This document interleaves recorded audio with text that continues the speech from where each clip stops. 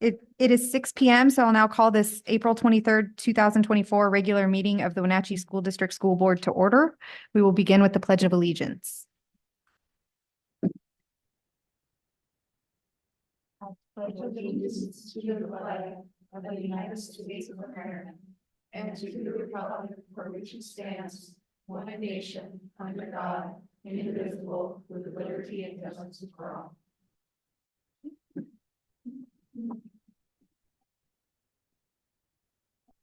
Esta junta se lleva a cabo en inglés, pero contamos con servicio de traducción si alguien gusta hacer un comentario público o recibir explicaciones en español, por favor indique su necesidad. We will now work through the agenda. Are there any proposed changes or modifications to the agenda? None.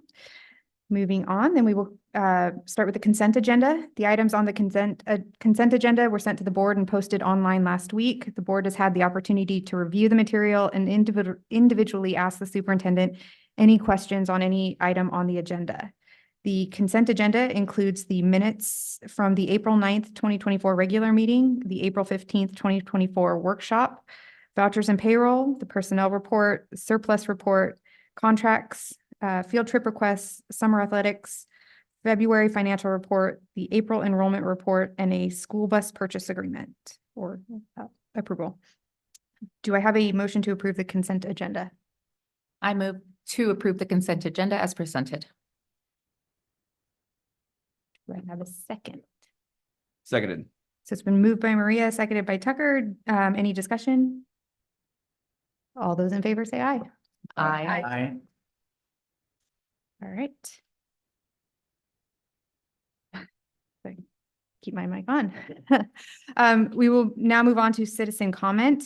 If any member of the public would like to make a citizen's comment, please sign up online 15 minutes before the meeting or in person. Paper forms are available at the entrance to the meeting room and can be completed and given to the board secretary, Kim White. Unless translation is required, each comment is limited to 3 minutes, and Ms. White will keep a timer that will notify you when your time expires. If you need translation services from Spanish to English, a certified translator from CAFE is here to assist. Individuals that need translation services will be given 4 minutes to make a comment plus whatever time is needed to complete the interpretation. We have headphones available and will translate all English-speaking public comments into Spanish. Please feel free to use the headsets on the back table. Please be aware that the board is not obligated to respond to questions or challenges made during public comment, and the board's silence will not signal agreement or endorsement of the speaker's remarks. We appreciate you being here this evening and would like to remind you that all public comments should adhere to the same standard of civility that the board imposes on itself, and that the board will exercise its authority to maintain order in a content-neutral manner this evening. With that being said, Kim, do we have any comment? Anyone signed up? We do. I think we'll start tonight with our online commenters. First up is Emily Bjork.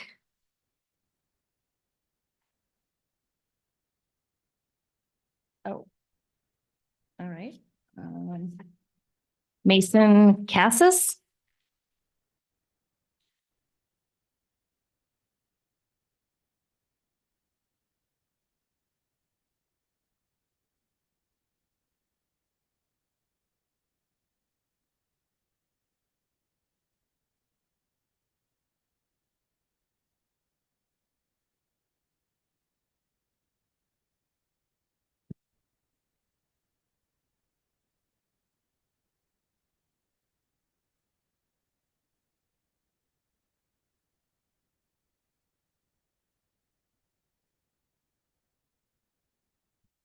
Mason, if you can hear me, can you unmute and turn your camera on, please?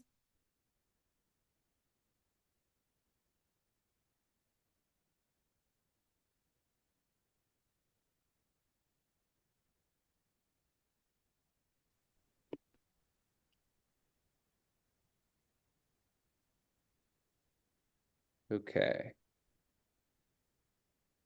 Thank you.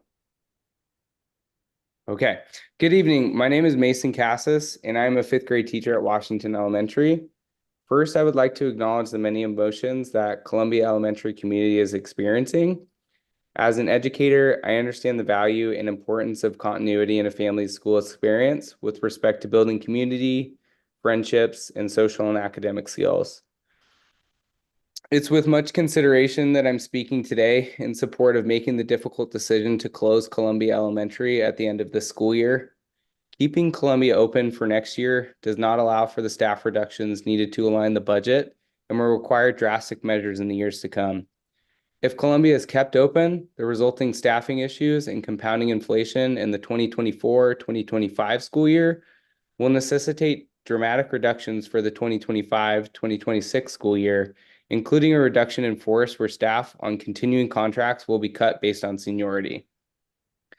Keeping Columbia open will also reduce the district's fund balance to be at or below the board designated 5% minimum, which allows for fewer dollars to respond to emergencies such as a water main freeze, or if, for example, the heating and air systems at the high school need repair. The former emergency happened just this school year, and the latter we know is a real risk. Of most concern to me personally is the risk of losing elementary vice principals. Vice principals play an essential role in maintaining a positive school community by supporting student behaviors, among many of their other responsibilities. Losing vice principals will reduce support for student behaviors, which will negatively impact staff and student morale, as well as student learning outcomes. I urge the board to make the fiscally responsible decision to close Columbia Elementary and put Wenatchee schools on a path of course correction rather than into deeper crisis. Thank you for your time. Thank you. Elizabeth Kazemba.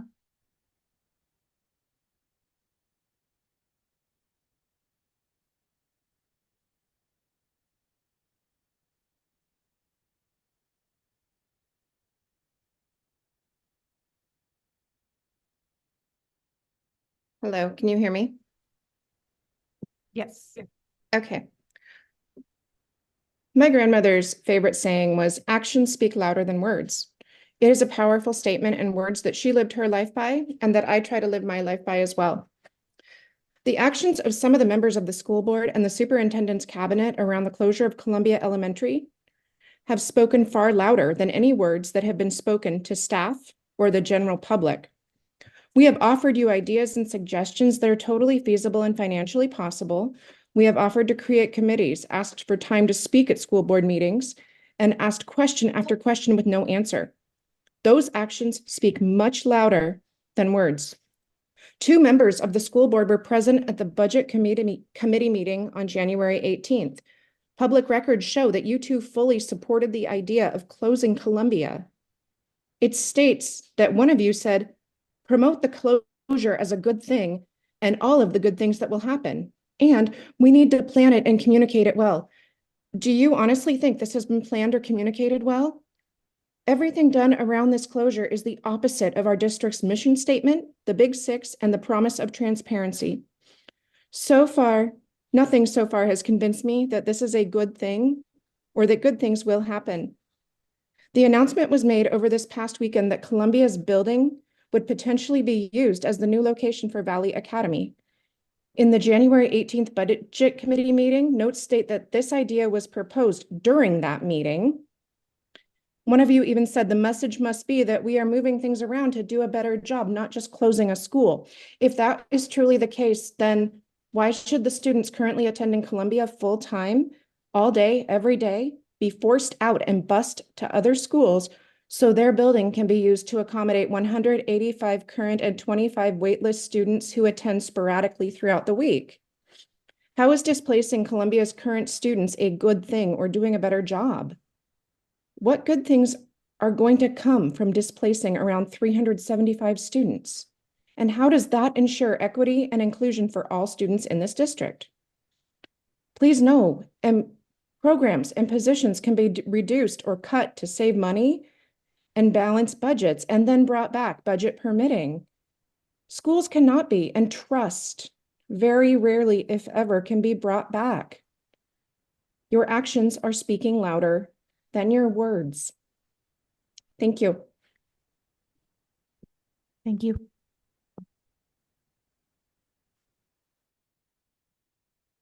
Roxana Veneta.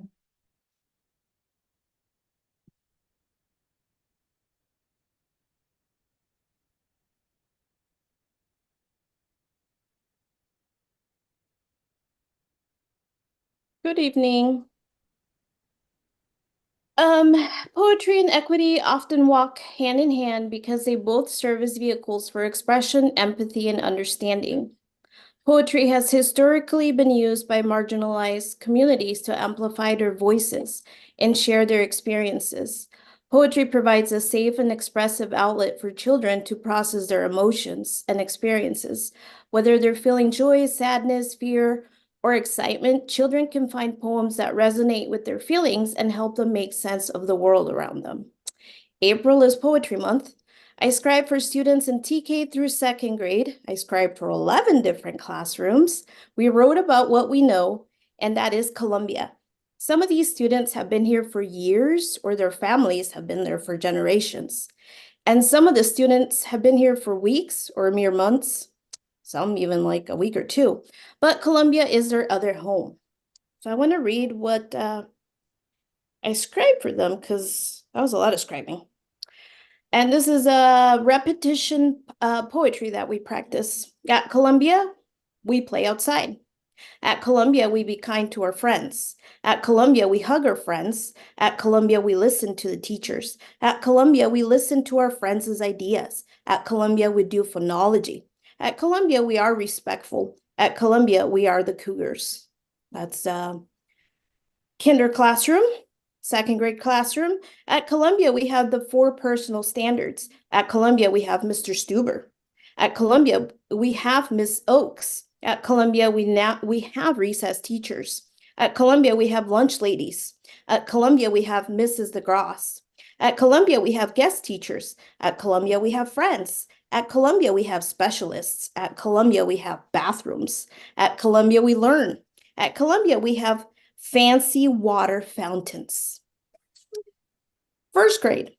At Columbia, we show respect, make good decisions, solve problems, be kind. At Columbia, we have recess. At Columbia, we share. At Columbia, we learn. At Columbia, we read. At Columbia, we have art, PE, music, and library. At Columbia, we have lunch. At Columbia, we are quiet. At Columbia, we go home.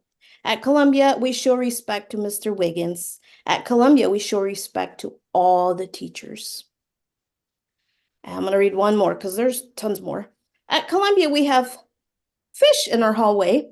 At Columbia, we have after-school programs. At Columbia, we have soccer. At Columbia, we play with our besties. At Columbia, we do work. At Columbia, we do math. At Columbia, we do have specialists. At Columbia, we have many classrooms. At Columbia, we have recess. At Columbia, we do iReady, Lexia, Epic, and we have reading groups. At Columbia, we have Miss Heffron. At Columbia, we have chicken nuggets. At Columbia, we have the 4 personal standards. I could keep going. There's tons more, but I just want to reiterate that, Can I get you to wrap it up? Because you're yeah, I you're up. just want to reiterate that teachers at Columbia are speaking because that is who we fight for, and that is Columbia. And these are student voices, and they also need to be heard. And in case you were curious about a good poem or good Thank you. We need to poetry move on. writer, Amanda Gorman for The Hill We Climb. If you're curious about poetry, go check it out. Thank you. Emily Bjork.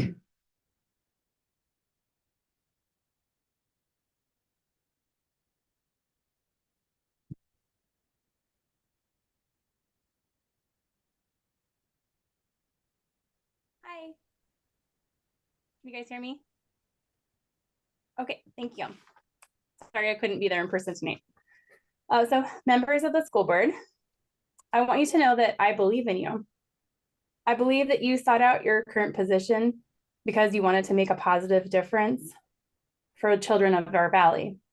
You didn't seek a spot out on the school board because you wanted to take things away from our children and having to vote yes or no on a decision that would force young children to cross Ferry Street and Miller Street during morning commute times.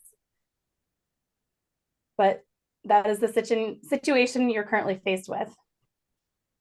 The Wenatchee School District has presented what they say are 2 different choices in relation to Columbia Elementary.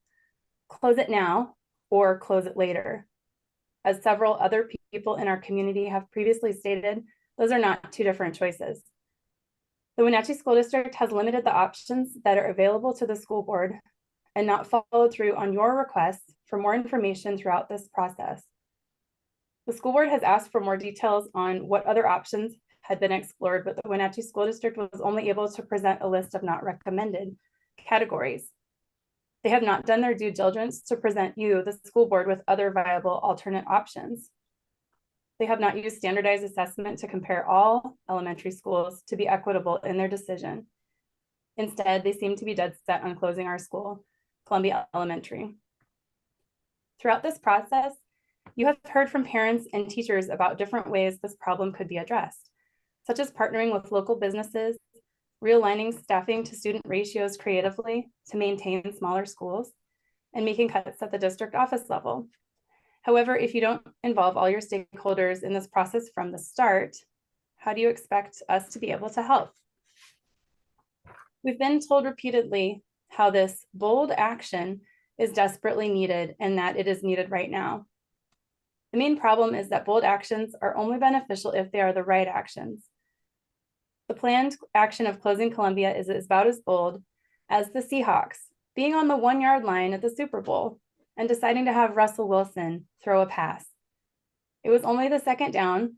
The Seahawks had timeouts in their back pocket that they could have used to slow down and make a simple yet wise decision to hand the ball to Marshawn Lynch. Columbia Elementary is a lot like Marshawn.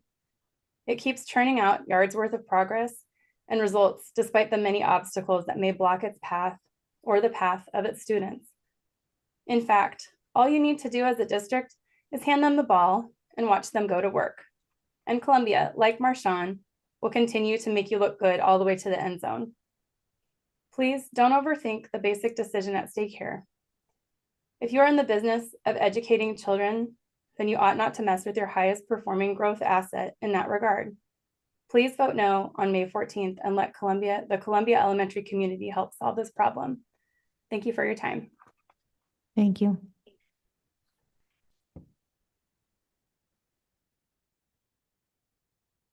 John Price IV, and then Brittany Stevens.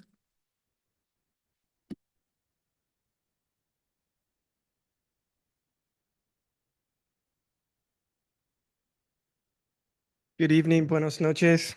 This is my 12th year teaching and my third in Wenatchee School District at Columbia Elementary. I'd like to thank the school board and cabinet for listening tonight. Race and culture are extremely important to my family and I. We take them very seriously. My extended family is racially and culturally diverse, and our family celebrates this. I was born into a family of nerds, and my parents are history buffs. I was taught early in life about the civil rights movement and the work of Martin Luther King Jr. and others to bring change, equity, and equality to our nation. When my parents realized my love for sports, especially baseball, they taught me about Jackie Robinson. Coincidentally, my class's Scholastic News social studies lesson today was on Rosa Parks, and the video that went with that lesson talked about segregation in public schools.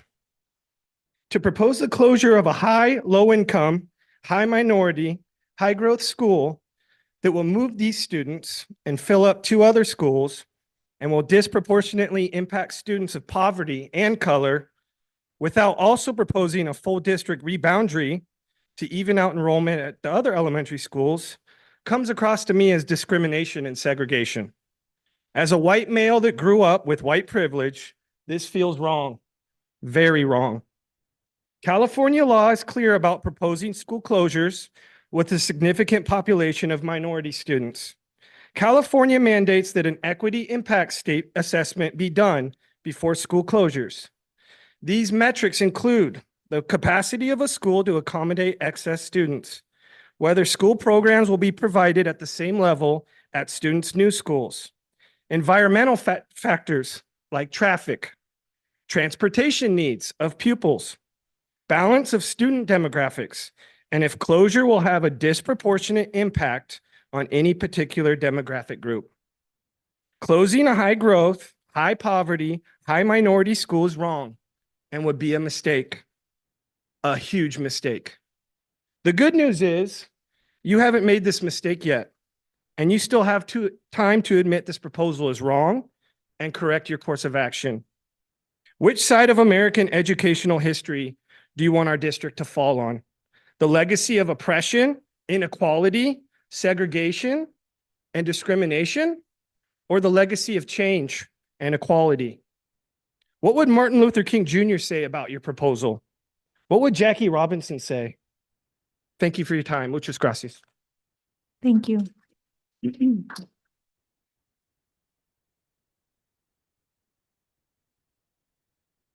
evening.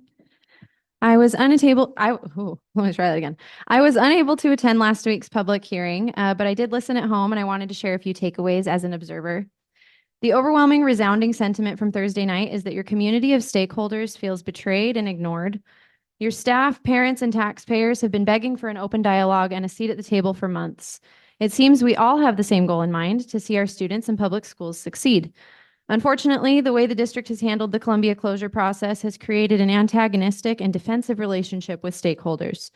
The district seems opposed to entertaining any ideas that don't come directly from the cabinet, even though many people have offered a variety of innovative solutions that would keep schools open, strengthen community relationships, and meet the district's goal of aligning staffing with enrollment.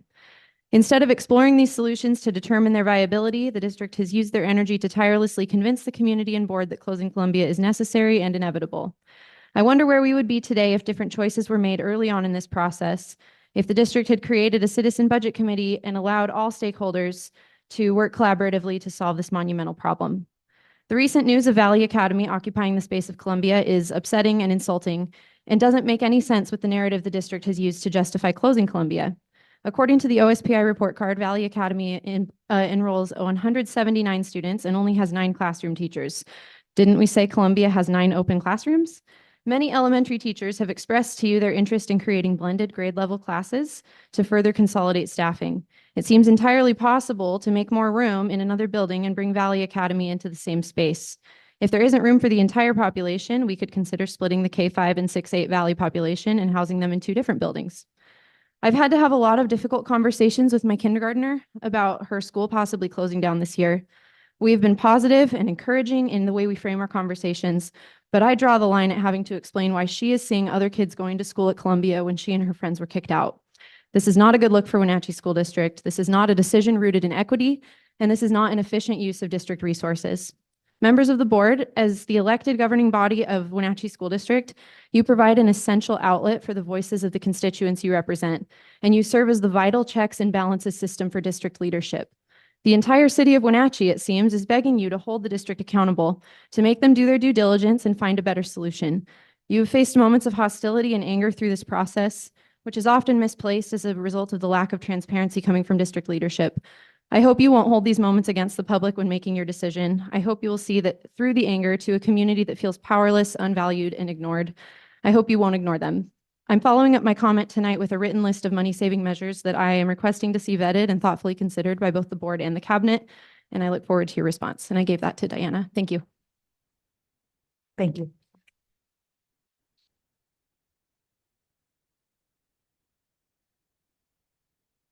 Eva Filippi, then Dorothy Ferguson.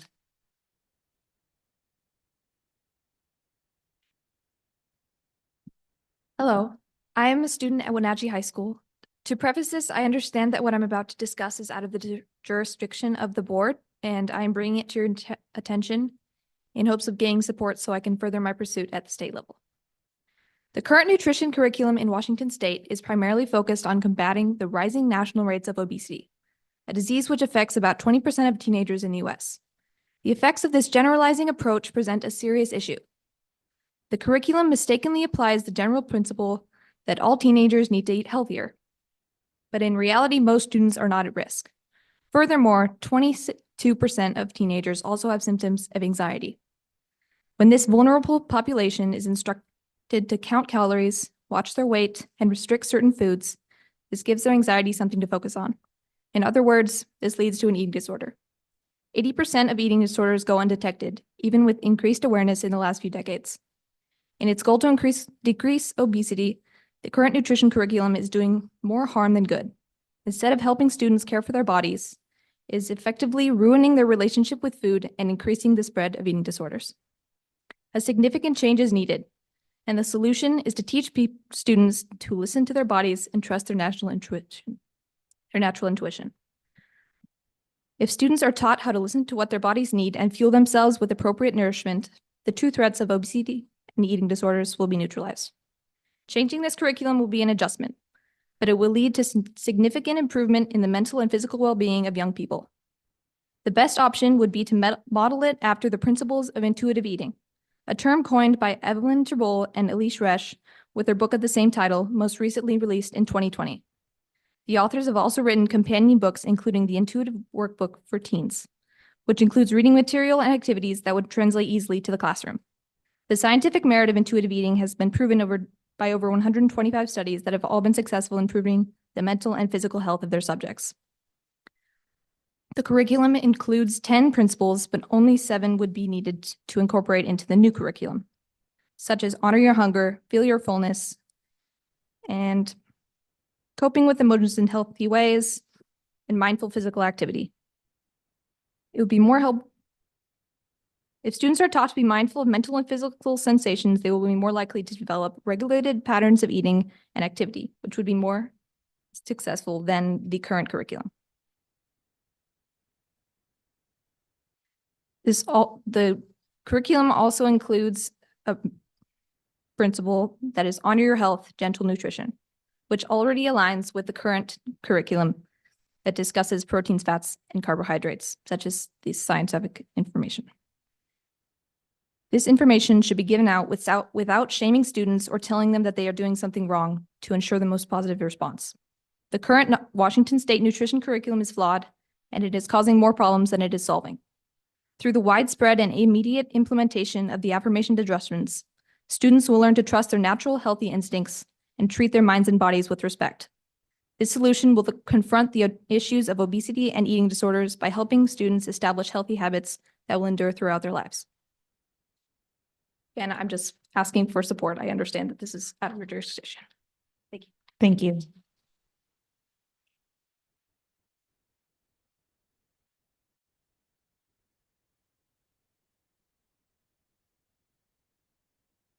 Hi, I'm Dorothy Ferguson. Hi again. Oh, first I want to congratulate you. It looks like you purchased a $148,000 new tractor. That's exciting. Can I drive it? I could be wrong, and if I'm wrong, please let me know because I don't want to give out inaccurate information. Throughout this whole process, I've been wondering who's driving the bus on this decision. To me, it felt like it was unlikely that an interim superintendent in the first 6 months of their job would take on closing a school single-handedly. Sorry, Corey, that 2 board members threw you and your reputation under the bus, Martin and Julie. It's really hard to speak out for children's safety or speak out against your bosses when they're driving the bus. But I draw the line on silence when it comes to harming children. It didn't make sense to me from what I know about you, Corey, that you would disregard children's safety. So that's why I was wondering who's driving the bus. So we have, Columbia parents know what it's like to be silenced, Corey. And then Maria, Miranda, and Tucker, we know that there are many ways that others silence people through how you conduct board meetings and never talk to each other or discuss ideas. You should watch other school board meetings on YouTube because they share ideas, they disagree with each other. It's very interesting. Columbia Parents Advocacy Group, we're each one voice, but together we're over 2,000 voices. And Tucker, Maria, and Miranda, you're each one voice, but together you're 3 voices. The Columbia Parents Advocacy Group sees a need for an independent financial audit. Fraud is wrongful deception to result in financial or personal gain. It's wrong to exploit children in the educational system. I'm going to read a few excerpts from the Budget Committee minute meetings from January 18th and February 7th, otherwise known as cutscenes or bloopers. The board members are the ones who participate the most in the committee member meetings and voicing their opinions and their desires according to the minutes. Very favorable reserves now. We're dealing with a richer surplus than we planned and an accelerated decline in enrollment over what we expected. Don't want to stash away favorable reserves. Concerned about closing a school too soon without notice to the community. We're inefficiently running at the elementary level. We can do much more with our reserves we can do much more with our reserves with those children we can do much more with our reserves with those students in other buildings. We need to plan and communicate well. We're looking at other uses for Columbia. This was in January before the announcement of closure, such as moving Valley. Can I get you to wrap it up? That's your We're time. using a consultant. Okay.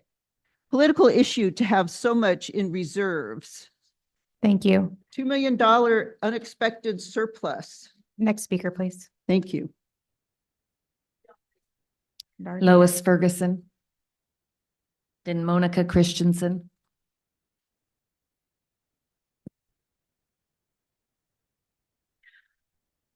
My subject today is the written assessment of impact of closing Columbia Elementary School on students with disabilities. The data comes from the Wenatchee School District's LRE breakdown of elementary schools. The conclusion was that 1, closing Columbia will have a detrimental impact on Lincoln and Columbia's students with disabilities.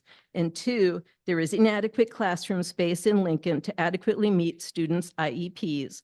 There are 24 grade level classrooms. The district needs 25 classrooms. The district has talked about serving students in the pods, otherwise known as hallways. I volunteer at a school. I sometimes do my work in a pod. It is a small table and chairs in the widening of the hallway, directly across from the boys and girls bathrooms. Lincoln Elementary, the school with the lowest student growth scores, has 71 students with IEPs.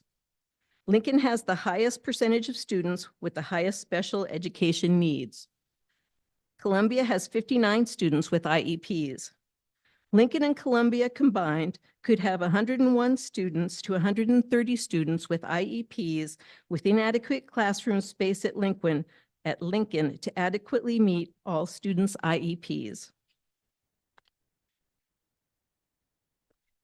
If the board goes forward with closing Columbia Elementary, Wenatchee will be the first school district to gentrify a school, evicting the students, who are mostly minority, from the third smallest school to provide a better building for the smallest school, Valley Academy. Please do not vote to close Columbia Elementary. And since I have a minute, Julie, I'd like to let you know that people are not opposed to the girls' softball field. What people are opposed to is the way it was funded with levy for learning money from the general fund rather than the capital bond for building fund. Was a loan from the general fund to the capital fund ever considered instead of just taking the money straight from the general fund?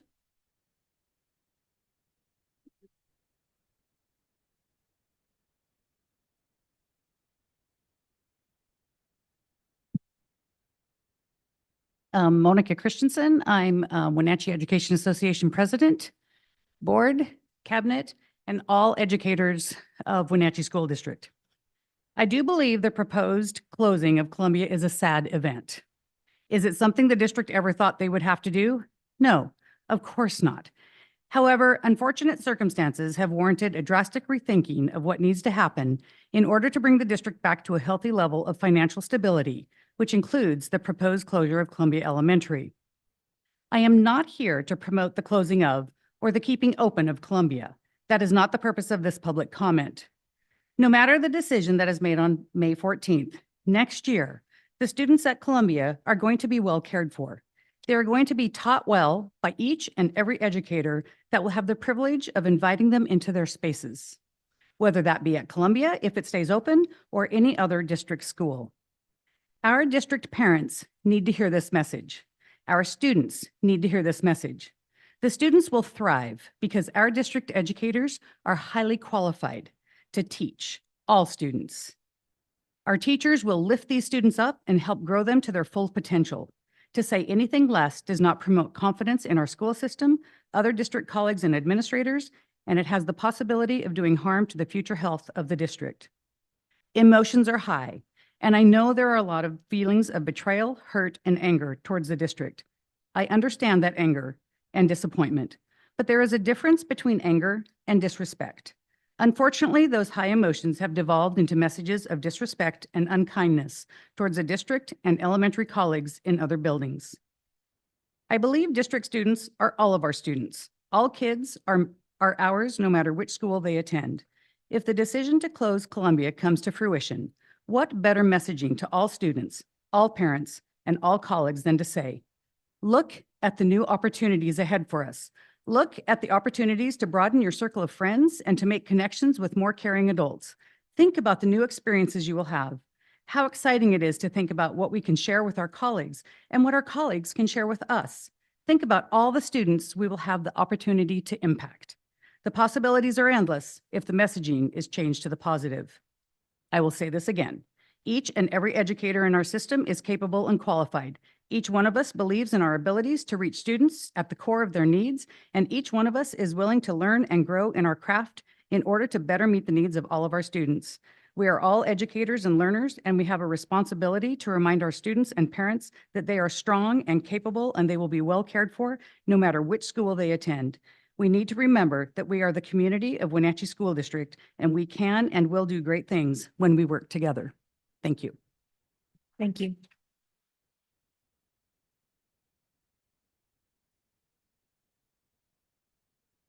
Michaela Salgado and Aaron Geringer.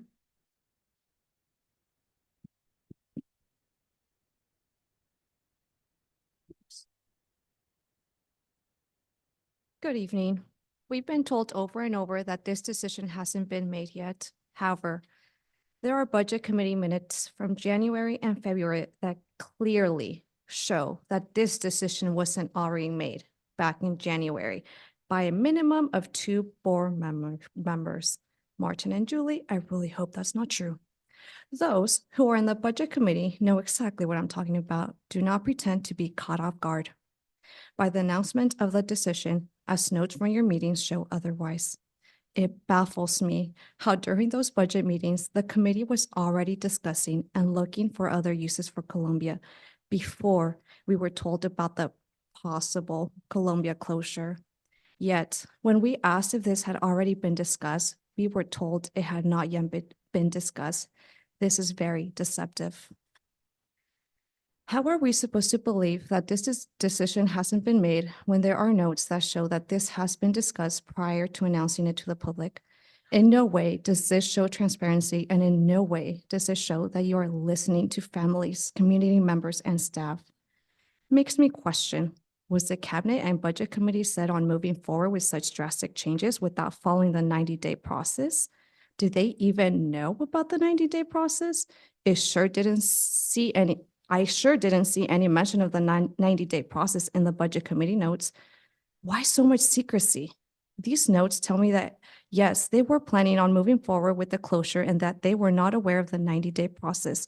But oh wait, someone brought up the 90-day process and everyone from the cabinet retracted what they said to us on January 19, that this Columbia closure was a done deal. This makes it seem that they're only doing this process to make it seem like they're being compliant and following the RCW. On May 14th, a very important decision needs to be made.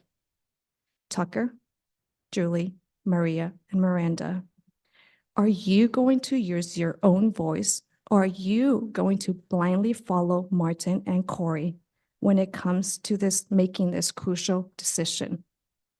I know I've been standing before you countless times, and I will continue to do so, because I stand and I am a voice for my students and our families. I work for my students and my families, not for the district. You were elected to represent our students and families, not the district. Again, will you use your voice you were given as a board member, or will you follow Martin and Corey into the darkness? Thank you. Thank you.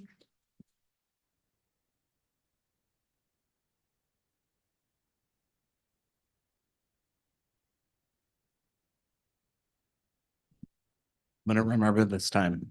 Uh-huh. Good evening. I'd like to take a minute or three to talk about what our priorities should be here in the district. It feels to me like in all this discussion about budget, cost savings, we've forgotten why we're here. I mean, I get that these are all difficult times and finances are tight. That message has not been lost on me. I've wondered since January 19th if closing Columbia really is the best and only viable option. We've asked for proof. That hasn't happened. Board members have asked for some different options to vote on. That hasn't happened. You said in your written statement on page 7 that you had to explore all possible options to reduce the budget. Did you though? Did you really sit down and explore all the possible options or just the ones that wouldn't be recommended? I think we all know the answer to that question. So, not being the kind of person to sit around and wait until it's too late for someone else to do something, I could at least try. I sat down with a close friend and we actually looked at an alternative. Could we actually do what I've been saying from the start and align staffing to enrollment without closing Columbia? I've got great news. You can. And I brought the proof concept tonight. I lovingly dubbed it the Cougar Plan. With it, we'd be able to keep all the elementary schools open while still aligning staffing levels at each building to keep our school communities smaller and not negatively impacting the lives of our students and families by shipping them elsewhere. Interestingly, it would end up actually saving more in staffing costs and would leave the burden of bearing the brunt of the budget mistakes and negligence to the adults of the Wenatchee School District and not the kids or the parents we're here to serve. Also, there would be fewer classes on overload next year than the projected amounts in the written analysis. It's a lot of information to pour over, and I'll be honest, it's not perfect.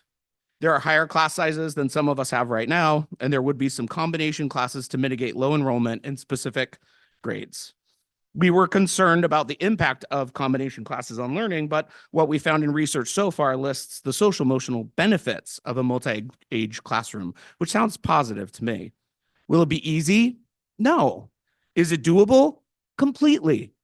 Is it better for the elementary age kids of this district? Without a doubt. I paired this proof of concept with the idea of merging Valley Academy into an elementary school. I chose Columbia just because it's a school I know well, but it could be done at any number of elementary schools in the Valley that have enough space. They could keep their program, enhance offerings with more specialists, and have a facility that looks and feels more like a school, because it would be. Here I am saying this again, but this time with proof. Closing Columbia isn't the only option. We spent less than 3 hours from start to finish to figure this out. What even better ideas could the committee of experts come up with to solve this budget crisis without losing sight of who we want to be as a district? I know I'd like to find out. Shouldn't you? Vote to keep Columbia open, and let's figure this out together. Thank you.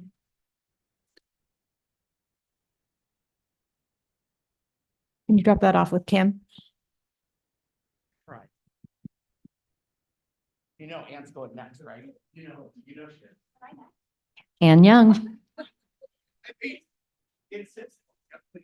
and then Jessica O'Connor. All right.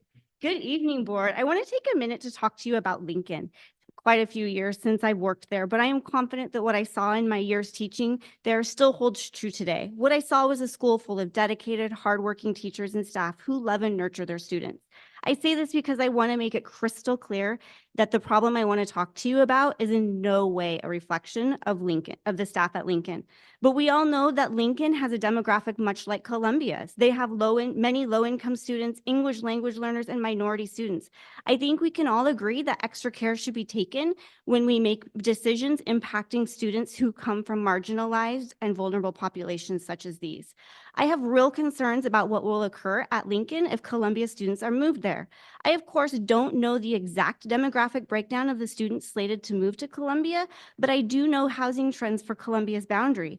What I know was backed up by tools online that examine housing trends, a map that examines housing by race, and another that analyzes housing by cost, indicate that students from Columbia's boundary assigned to Lincoln are statistically far more Latino and their housing costs lower than those slated for Washington. One can surmise from this that the students who are being sent to Lincoln are significantly higher percentage Latino, English language learners, and low income than their counterparts going to Washington. This plan appears it will be making Lincoln's demographics become an outlier in our district. At the same time, it will be the largest elementary school in the district. At over 600 projected students in attendance, Lincoln will be at 114% of capacity, according to the capacity numbers on the presentation slides from the Facilities Committee meeting in March. Number one highest school, number one largest elementary, over capacity. Something doesn't add up. Research tells us that students who are relocated from school closures see a drop in academic achievement. It also tells us that students at receiving schools also see a drop in academic achievement. So we're pushing forward with a plan that makes our largest elementary also our highest need school while knowing full well the move will harm their academic progress. I haven't heard of drastic increase in supports for Lincoln or for students at Lincoln if this plan goes through, supports that will desperately be needed. If this goes through, there will be negative academic effects on students from all three schools, but the resulting demographics at Washington appear they will much more closely align to those as our district as a whole, while the demographics at Lincoln will pull further away from those of the district. I don't believe this plan is the best for the academic gains overall for any of the students involved in the three schools, but the impact on Lincoln students, both current and projected, is disproportionately detrimental to our vulnerable students, and quite frankly, in opposition to what our district has always stood for. Thank you.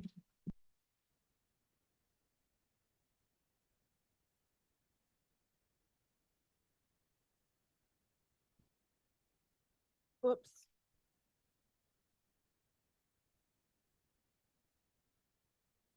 Okay. Hi, Jessica, mom, wife, Wenatchee resident. 2 weeks until the real decision is made, or has it already been made? And we're all just waiting for the 90-day period that's required. If you ask some of the parents at drop-off pickups, not just at Columbia, ask the community members or even the people in this room, I bet you the majority of us feel like y'all have already made your decision.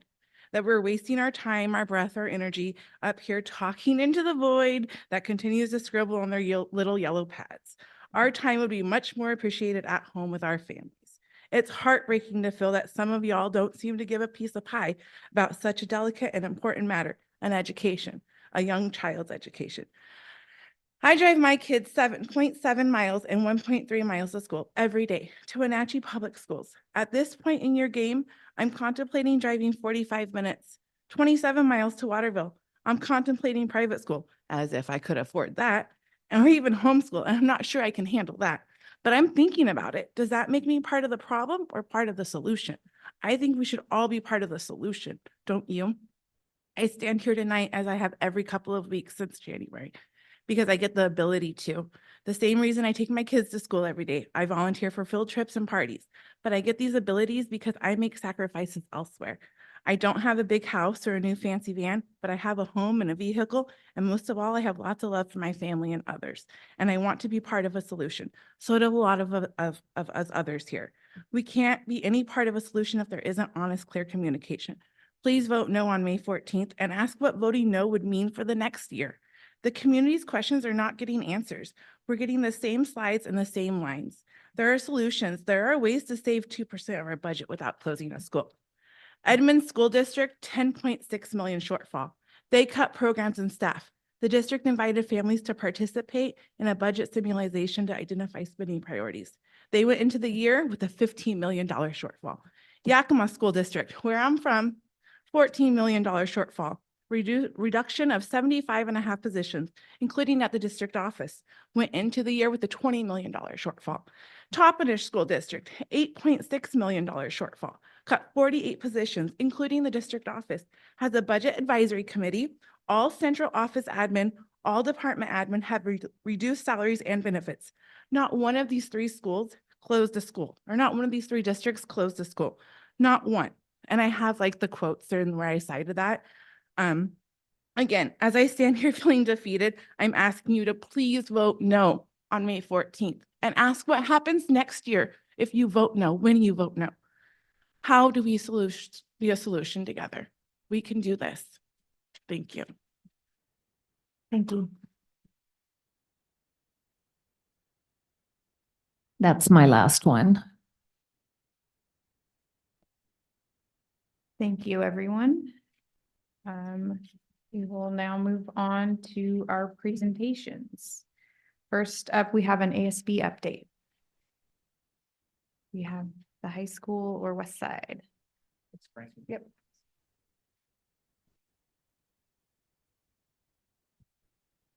Good evening. My name is Frankie Pantoja.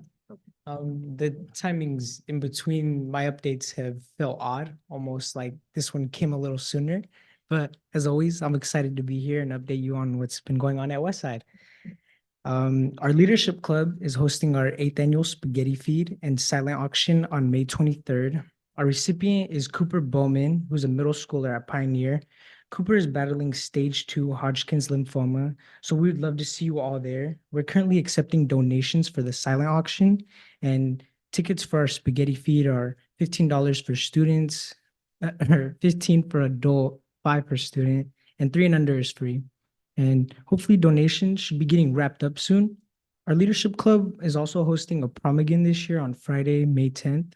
The theme is Space Odyssey. Our yearbook was finalized and submitted last Friday.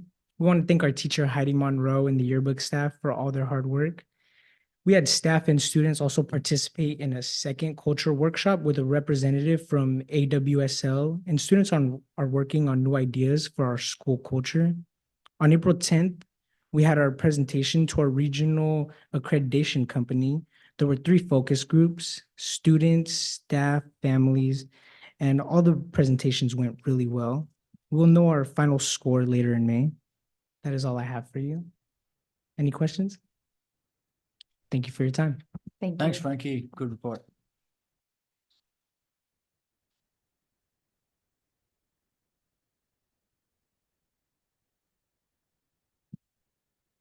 Okay, next we have some words about Teacher Appreciation Week, which is coming up in May. So as Teacher Appreciation Week is upon us, once again, during the week of May 6th to 10th, I find myself reflecting on the invaluable contributions each and every one of our teachers make on the lives of their students. Understanding the demands and the challenges that come with the territory, but knowing the measurable rewards that accompany our teachers. As we know, teaching is not merely a job. It is a passion that drives one to inspire and nurture minds, even in the face of adversity. From early mornings spent preparing lessons to late nights creating papers, your dedication knows no bounds. You're not just educators, you are mentors, counselors, and even caregivers to some degree. The demands of teaching can sometimes feel overwhelming, especially in today's fast-paced and ever-changing educational landscape. You juggle multiple responsibilities, from fostering a positive classroom environment to adapting new technologies and teaching methods, to also regulating emotions. Yet despite these challenges, you all persevere with grace and resilience, always putting the needs of your students first. It's essential to take a moment during Teacher Appreciation Week, which we still have a couple weeks, but to acknowledge and celebrate this incredible work that you all do. Your impact extends far beyond the walls of the classroom, shaping the future of society one lesson at a time. You instill not only knowledge, but values such as empathy, resilience, and critical thinking, which lay the foundation for a better tomorrow. On behalf of all former educators, parents, and students whose lives you've touched, I want to express my deepest gratitude for your unwavering dedication and commitment to the noble profession of teaching. Your passion, enthusiasm, and love for your students does not go unnoticed. So during the special week coming in May, may you feel appreciated, valued, and celebrated for the remarkable educators that you are. So thank you, teachers, for all you do. You add so much heart and soul to the education in our school district. So just wanted to share a few words as we have a couple weeks until that moment happens, but I wanted to get it here at one of our board meetings so we could just share that. And next we have Janice Wertz with us, our special education director. She's here to give us part 2 of her special education presentation. Thank you, Janice, for being here with us. And we are ready for part 2.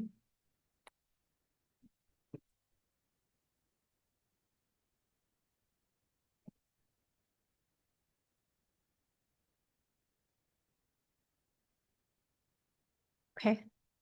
Now I'm good? All right. Ron, I have a link on one of the slides. Will I be able to click on it with this doohickey? I can let you know. Okay, thank you. Okay. I'm ready.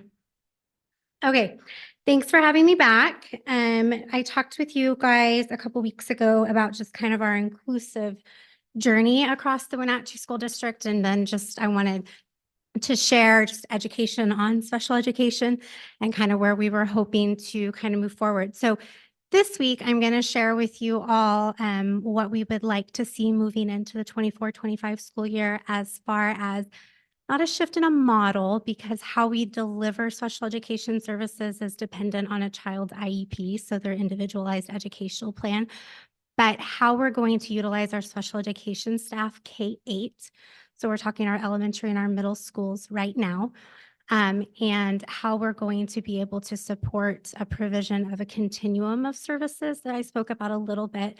We'll look at a little bit more for all of our students across all of our campuses. Maybe. There we go. Okay. So I'm going to start with this slide that I shared with you a couple weeks ago, and it was on the research of the benefits of inclusion. And the reason I wanted to start with it is that I wanted to point out and highlight the point about inclusion being a system of changes and modifications in content, teaching methods, approaches, structures, strategies, and education to overcome barriers with a vision to provide all students an equitable learning experience. So inclusion requires that we evaluate our organization and our practices in order to provide inclusive educational experiences. We spent some time as a district and specifically a learning and teaching team this year, looking at all of our district support staff in order to best support inclusive practices. And as you can see, there's several benefits to inclusive practices, not just for students with disabilities, but our ML learners, our students that are coming from many different backgrounds, and we have a diverse student population in our district. So the benefits are many. In the 22-23 school year, the cabinet members, I believe, I was not in this role at that time, but the cabinet members and some other staff did some listening and learning walks across our buildings. And as we had kind of moved through that progression of our inclusive journey and kind of closed out our alternative programs, our structured learning centers and our learning centers across the district, we have had some challenges. Students have begun attending at their neighborhood schools. We've also had many, many wonderful benefits of that, but there have been some challenges. So some of the common themes that came from those listening and learning walks are listed here for you, and that is that students are now in their neighborhood schools, and with that comes the question of what is a continuum of services at these neighborhood schools now, and then in some instances, what's the purpose of some of our more impacted students who are accessing a grade level classroom? What does that look like for them? And then gen ed teachers asking for more clarity on the intended outcomes for students that are in their neighborhood schools and accessing those classrooms. And then kind of what it's looking like, that expanded grade level and peer exposure, while we're also looking for ways to fill those gaps as we're talking about students that are impacted by a disability. And then special education teacher roles and what does the training and support look like as we're growing and developing our special education teachers, many of whom are very early on in their career. And so what that is looking like for them. And then how we are maintaining and taking care of our staff so that we can continue to keep them and grow them and have experienced veteran teachers to support as we bring on new ones. So these have been at the center of a lot of our work in our department and a lot of our conversations as a district through this year, and then looking forward into next year as some of the changes that we'd like to look at. We'll come back around to them at the end. So this is going to be the link, Ron, that continuum of services up at the top. Yes, please. Thank you. It might. And then maybe if you'll enlarge just a little bit. Thanks. So what we're looking at here is a document that we have developed this year to try to provide a common understanding to define what a continuum of supports and services is for students, so that we, as both special education staff, general education staff, administrators, all levels of building support, can know what that term means and what these services look like for students. And as you'll see, we have included high cap. One thing that I think many people don't think about is we often have students that are twice, 3 times, 4 times exceptional, and qualify in many areas of service and needs. And that often is, we have students that are highly capable and also qualify for special education in different areas. And so when we're talking about a continuum of services, we're talking about that a student doesn't live in one area. They don't live in one box. There's not one location that best serves them and supports all of their needs. We are looking at each individual need and where and how and what that service looks like for them across their education. So then next you're looking at general education. I borrowed some beautiful graphics from Toppenish School District. They have done a lot of work over the years on their inclusive practices and have been so wonderful to collaborate with myself and a team through this year, and they gave permission for us to use these beautiful graphics. This one I like a lot. It really points out that as students receiving special education services, they are general education students first, and those services can be delivered at tier 1, 2, or 3 in the general education setting. Again, returning to that idea that special education is a service and not a location. And we are looking at how to best provide that service for them. Continuing on, another area along that continuum of services, we're looking at accommodations. So many of our students who qualify might be accessing some different accommodations. Often at this area on the continuum, they are working towards the same outcome. So accessing the same grade level standard, what the expectation is the same. We're asking them to ultimately produce the same as their non-disabled peers. Just a little bit to see that visual, Ron. Thank you. A little bit more. Little bit more. Perfect. This is a really good visual because it shows that that line of that grade level standard. And so student is working towards that standard with some different supports in place in order to access that. But ultimately, again, working towards that same outcome as their non-disabled peers. And so this one is really, really nice. A lot of classroom teachers, and we're just talking good instructional practices, many of these things are often seen in place in classrooms. They're also often what you find in many IEPs as far as accommodations that support access for students with disabilities. And so being aware and having that common understanding that these supports are part of special education services and part of specially designed instruction is important for us to all have that common understanding. Continuing. Next up, you see modifications.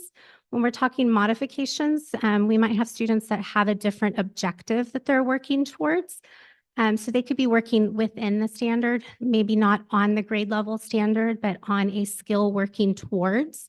This is great alignment with some of the work that our district's been doing in general over the last few years. I know that our grade level teams have spent a lot of time delving into their unit planning and doing work around SMART goals and what is 100% of your class you're striving to get to. And that's wonderful work in general. But when we talk about students with disabilities, what's so fantastic is you're finding that access point for students in your classroom that might not be right at that 6th grade level standard, but you've found a point where they can work alongside their peers and that they could possibly find some success as well. So right below that visual is just a nice little concrete example of, so I might not be doing 2 by 2 multiplication, but I can't do multiplication if I can't do repeated addition. So working on that skill in math is working within that standard, working toward that standard. and is something that could be accommodated and modified for me to still access time with my peers, and a goal that I could be working towards. Okay. Next up, we've got more modification. So one of those points that was brought up at the learning and teaching walks was about the goal of why students might be in a class if their level of need is maybe significantly higher than their peers, or they're working significantly below grade level. And I get it, you know, we're all teachers. We want to see students in our class and there be meaning and purpose behind their time there. And we want to be able to support their growth and their progress. And so when I think about this one, and especially the visual that's attached with that one, it's really the special education team and that child's IEP team having clarity on what is their purpose and what is their goal. And so I might not be doing 8th grade algebra, but I might be working on what it looks like to be a student, and working on my own individualized math assignment. I might be working on transitions. I might be working on what it looks like for me to access different environments in the school. But that clarity is important, and defining what that goal is, and then having in place what those supports are for that student to do that. But this is just a really good starting point for our staff to have common understanding on the why. And then the next one doesn't have a great picture. Sorry, I'll work on that. Alternative is most modification. Toppenish was a really great one to kind of talk with.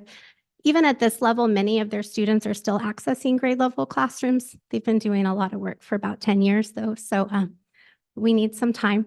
Our system is gonna get there, and I am fully confident that we will. But at this level, there might be opportunity that some students might need some time in an alternative setting to get some instructional control around different skill sets, to get some one-on-one time, to work in a smaller group. Then maybe they're working on more adaptive skills, life skills, social skills, different things that maybe can't or are not right now as accessible in a grade level classroom.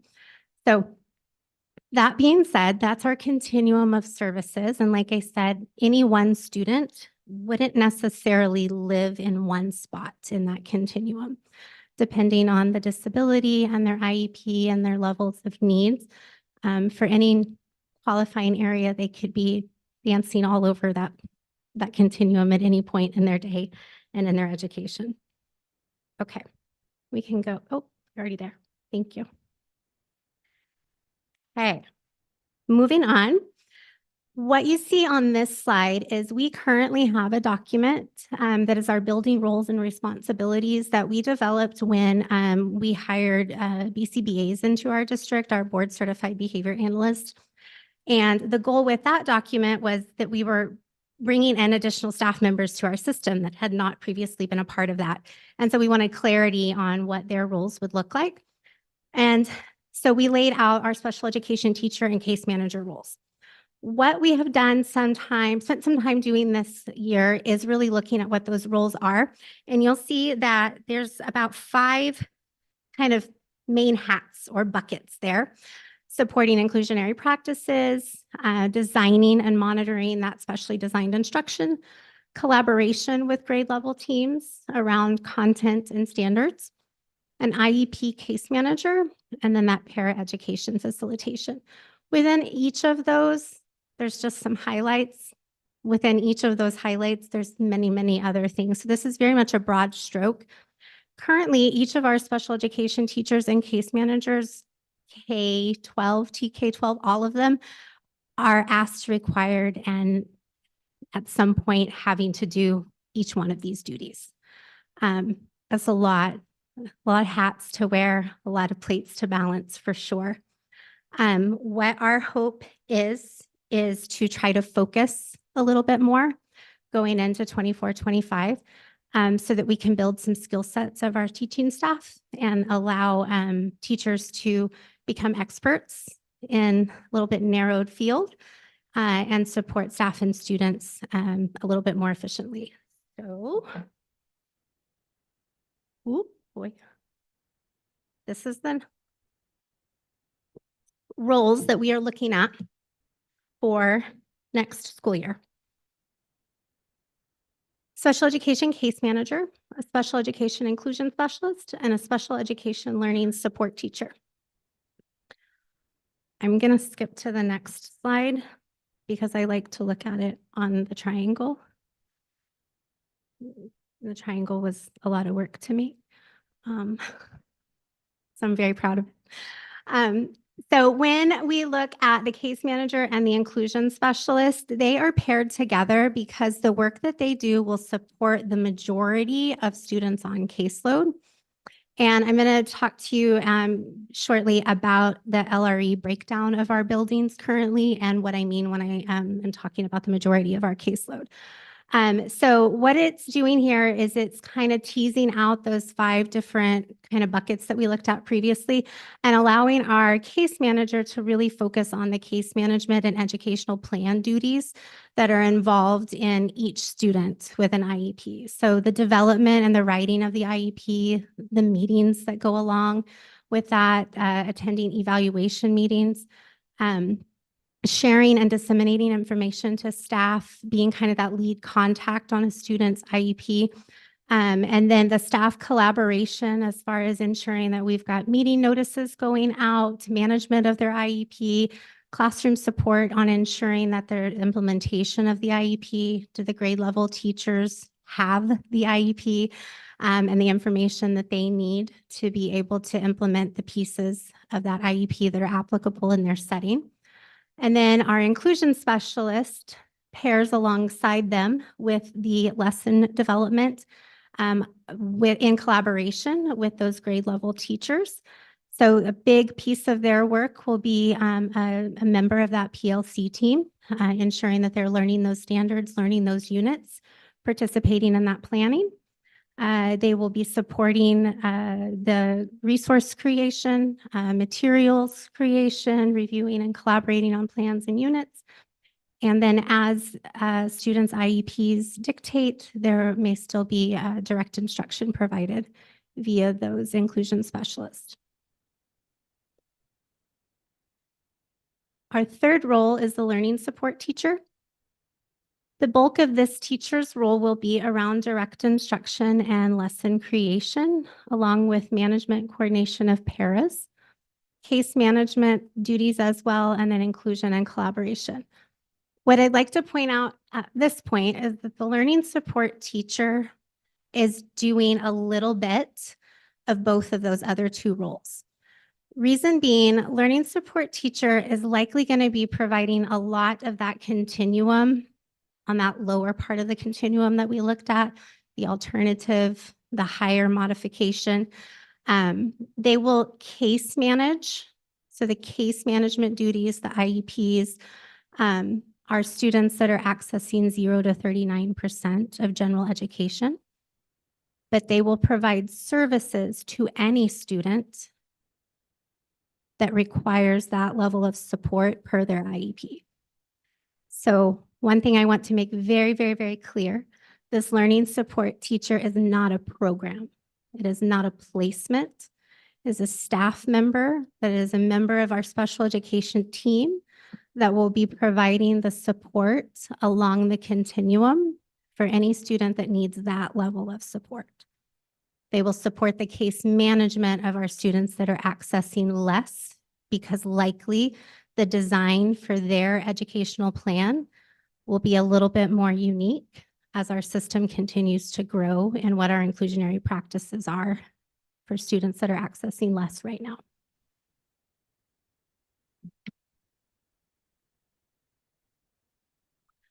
This is the LRE breakdowns across our current elementary schools and currently for our middle schools. The LRE 1, so in the blue, is students that are accessing general education 80 to 100% of the time. 40 to 79% is your next. I didn't match my colors up very good. I'm sorry. And then your next one is 0 to 39%. I did go ahead and throw TK in there, though TK models after our preschool program, which is a fully inclusive program. They try to stay pretty balanced. as far as that ratio. And then other can look like a few different things. Some of our preschoolers, as they rolled up into kindergarten, their IEP reflects a different LRE setting right now that is a little bit unique, and we're just waiting to correct those. So what I wanted to point out here is that the majority of students in our school district and in our system across our K-8 are in that 80 to 100% LRE, which means they are spending the majority of their day with their general education peers. That is a wonderful celebration, and we should be very proud of that. What we want to do and what we should recognize here also is that this is why that inclusion specialist position and that case management position will service a large portion of building caseloads. And why it's so important, because the majority of where their services are occurring and what they're trying to access is that grade level content. And so we are needing to focus some resources and some time and support on how we are working alongside our classroom teacher partners to ensure that we have equitable access and appropriate opportunities for our students with disabilities while also addressing their IEP goals. Oops. And then my last slide, I think it's my last slide. No, I have one more. This slide is those same three roles, and I added in a column for our general education teachers. I think it's very important that we keep in mind that when we're talking about students with disabilities, they are general education students first. And these classroom teachers, many spend more of the day with them than our special education teachers. They know them well, they advocate for them. They are standards and content experts, and they are valuable members of their teams. So when we talk about roles and how we're going to support a student's educational plan, it's important that we are looking at all members of their team. Para considerations. I think it was Martin that asked me last time. We have many paras in our special education department across K-8 currently. As we have moved to more inclusive practices across our district and students have gone to their neighborhood schools, there has been an increased need for para support as our system is trying to catch up with how to support them across these buildings. And with that comes the needed support for paras. Paras have to have schedules. Paras have to have the materials they need to support the students we're asking them to work with. Somebody has to develop the lesson materials. There has to be oversight and systems in place for progress monitoring so that we know that the para support is actually accomplishing what we've put them there to do. So the changes that we are looking at implementing going into next year with our staffing roles will support better facilitation of our para educators and hopefully be able to help address retaining them and providing better, more meaningful support for our students. And this is my last slide. And then I just wanted to answer those considerations from the listening and learning walks. And so when we talk about neighborhood schools, we have defined a continuum of services with a common definitions and examples. We are addressing the continuum of services with clearly defined roles and responsibilities for our special education staff. We are being very intentional with our staff roles and our ability to provide teachers and opportunities for students to access grade level content with their peers and being provided a continuum of services. We have defined these three roles in order to target our training and our support for teachers as we build a special education staff that are quite new still. And then we would like to continue to provide more focused training for them in order to target their skill set and provide clarity for each of them and have a consistent, clear support for our paraeducators, all of which have a direct impact on our students' growth and success. That is all I have for you, I think. Yes? Questions I can maybe answer or get back to you on? I have one, but I don't know if it can be answered or it's for a different staff member. So continuum support, I know that was like brought up continuously in the presentation, and that's fantastic. My question is, what is the continuum support to help advocate for the families outside the classroom? For like, I know some students need that extra assistance, maybe with technology, reading or writing purposes. I know was in other schools or with educators advocating or educating families to continue practicing these norms with the child outside the classroom. So then that can develop a positive routine for ongoing learning in and out the classroom. Is that something that's currently worked on or something to be drafted with the teachers for our other students as well? Are you speaking about kind of that home to school connection? Yeah. And so what we're doing at school and that carryover into the home? Excellent point. I would say that I feel that a lot of that is done via the IEP process. I think that there's room to grow with that for sure. My hope would be that, again, with these defined roles and that case manager role and that focus and that contact person, that we also start to see an increase in that family connection and relationship with that one person. My hope also is here over this next year and the following year, that we could start to look at how we start to bring our special education family advocacy group back, which was a thing pre-COVID. And it is just not one that has become a thing yet. So, but good feedback for sure. Thank you. I have a question. When I'm on campus, I'll often see students being teachers in special education. Sometimes it's being a stimulus or morale and incentive, or another time I was part of a little trio where one person needed help with math and one person needed help with Spanish, and they helped each other. To what extent in your program are students supporting the inclusion model, and what can be done to encourage it, I guess, and what might be dangerous about letting it run? But I sometimes think I see that on campus. I would say that I see it a lot more at our preschool program, because it's a part of the LEAP model that is for our preschool, the peer modeling and that interaction. I definitely would love to see it grow and flourish throughout our system more. There is a lot of research behind the benefits of peer models, and that just interaction for the prompting, and also that we're not ending up with students that are prompt dependent on an adult for the entirety of their life. And so it's something to definitely continue to grow in our system. I don't know that I necessarily believe personally that there is a detriment to it. I think that there's things to be aware of and cautious of.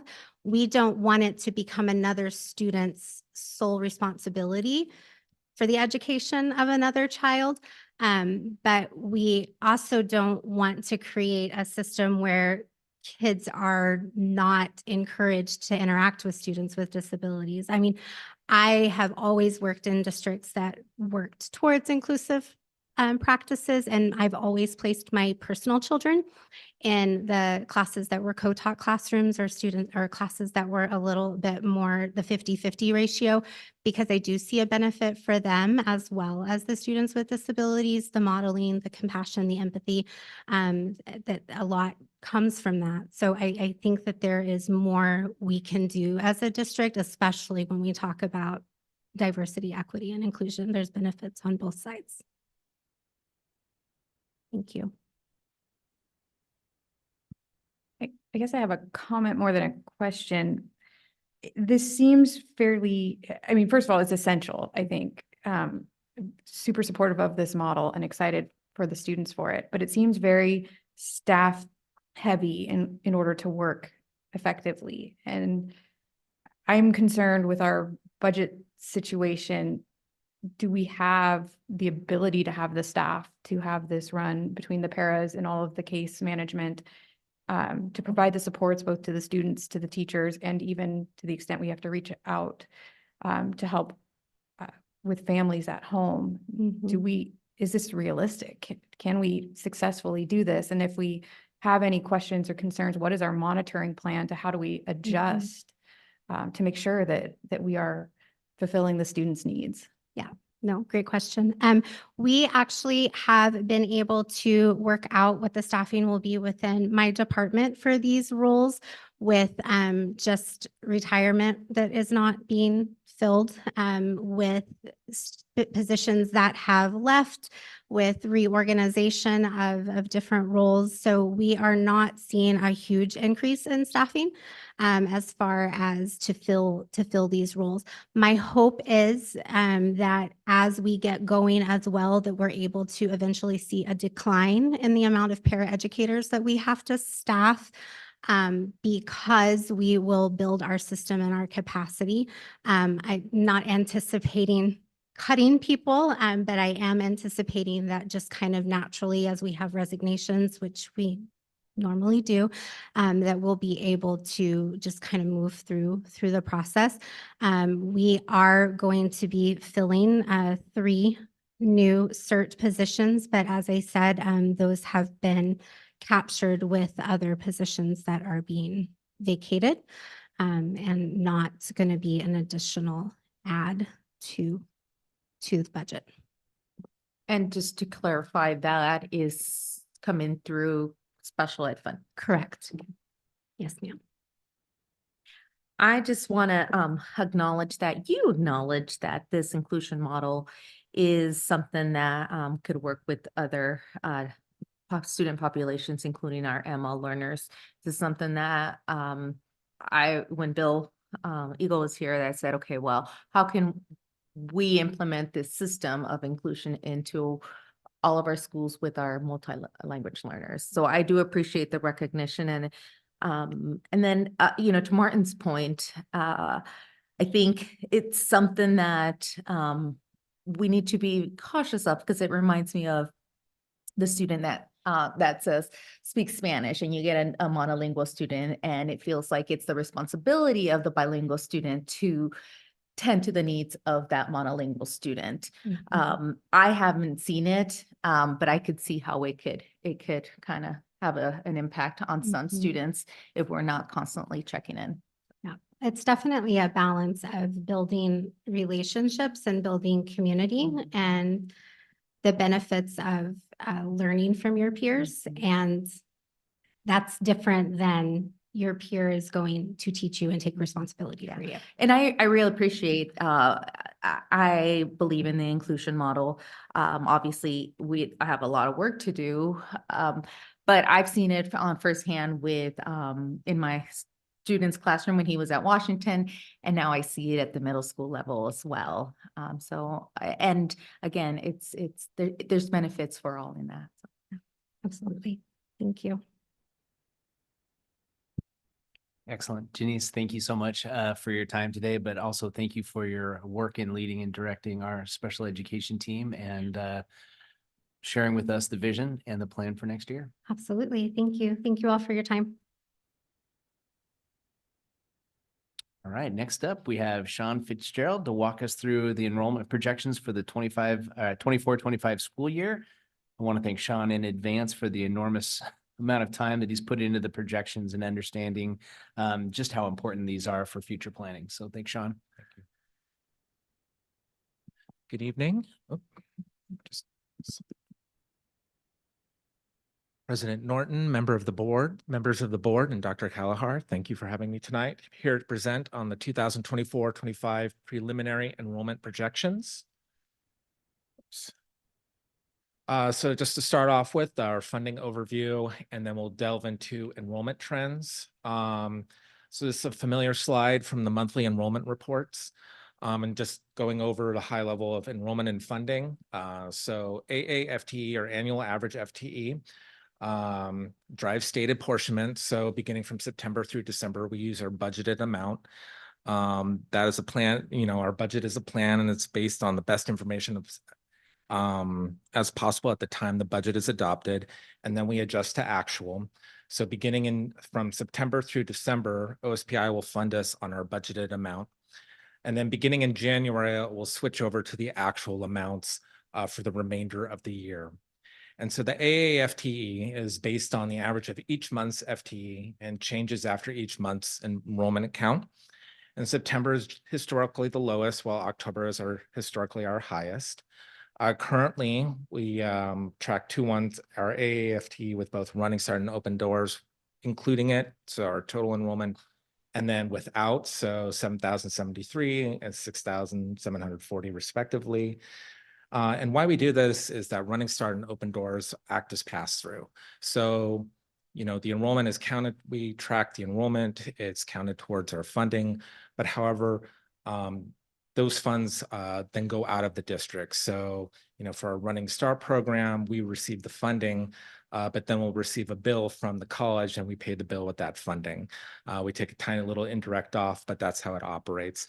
And so that's why we separate them out, because we can look at our total enrollment versus kind of our general education enrollment. Again, this is another slide from our monthly enrollment reports. Again, this is from our most current one, April of 2024. Quite large. So I don't know, it grows every month.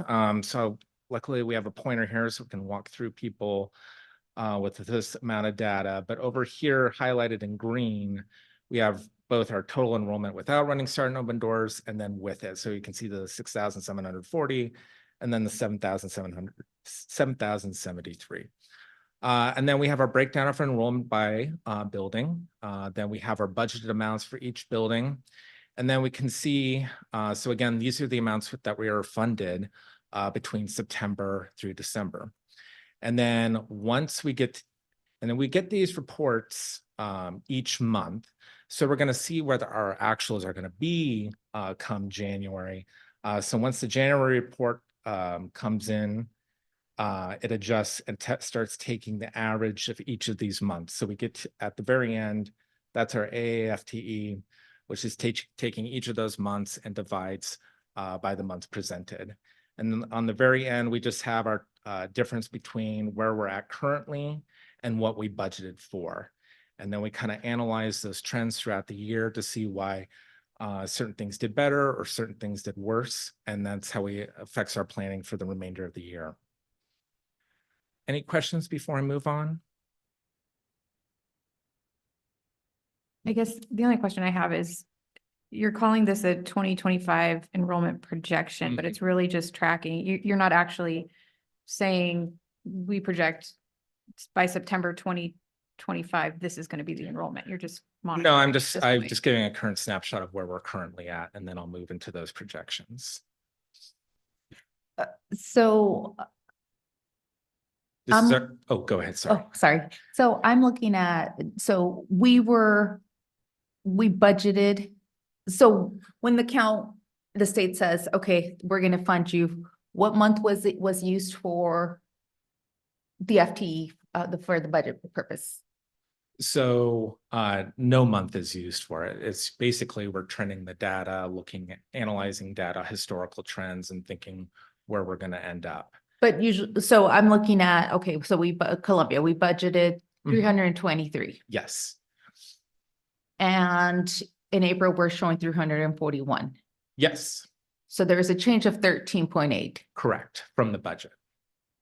So, but we only got funds for the initial number. No, so from September through December, they would fund us on the 323. But then as soon as January comes around, it'll switch to actual. So now we're funded, it goes from the budget mod funding to the AAFT. So we're actually funded at the 336.8. That's how the modeling works.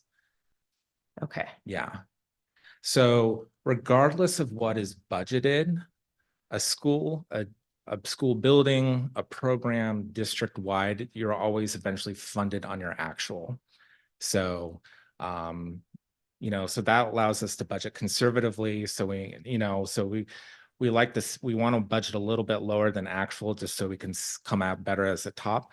But again, what you're actually funded on is the AAFTE and not the budgeted amount.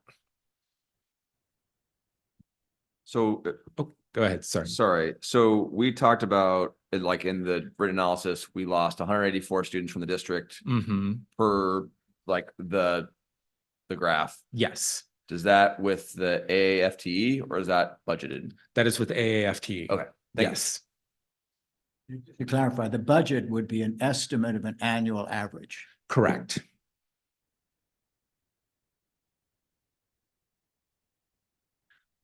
Just some clarification, just between we heard a couple weeks ago from Davis Demographics and their enrollment, their projections for what they were using. And so there's going to be some differences in how we do our enrollment projections versus what Davis is working with. Ultimately, we're coming with from the same data source, but we're focused on FTE while Davis is using headcount. And that's an important difference because, you know, FTE is measured what we're actually funded on, and it stands for full-time equivalent. So if a student is funded at 1.0 FTE, that means they're full-time. But if they're half-time, we would only be funded for 0.5 FTE, but they would still be counted as one person on the head count. So you're going to have these variances when you look at a head count report versus an FTE. And I kind of have a little breakout on the side, even just showing like the difference between, you can see just running start, you know, the head count is 273, but we're funded at 259. Well, that suggests, okay, not everyone's going full-time running start. So you're going to see some of those differences. Again, we're focused on school enrollment while their emphasis was on residency. And again, their focusing is by the total, while we have to break it out by our funding sources. So we're looking at general education, running start, open doors. So again, going back to that pass-through system so we can really understand what our enrollment is and where the funding is going.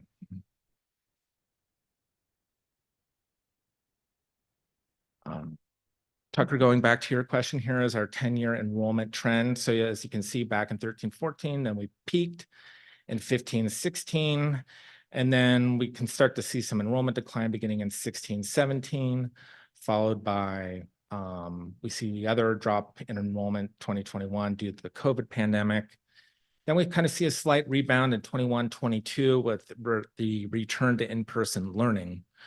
But at the same time, we're also seeing the opening of charter school in the area and private schools and other alternative education choices being opened up or expanded between 21-22 and the current year.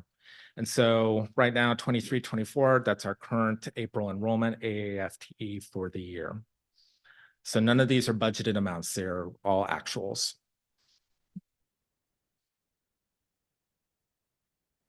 Here again, it's the same amount of data, the same data just presented in number format.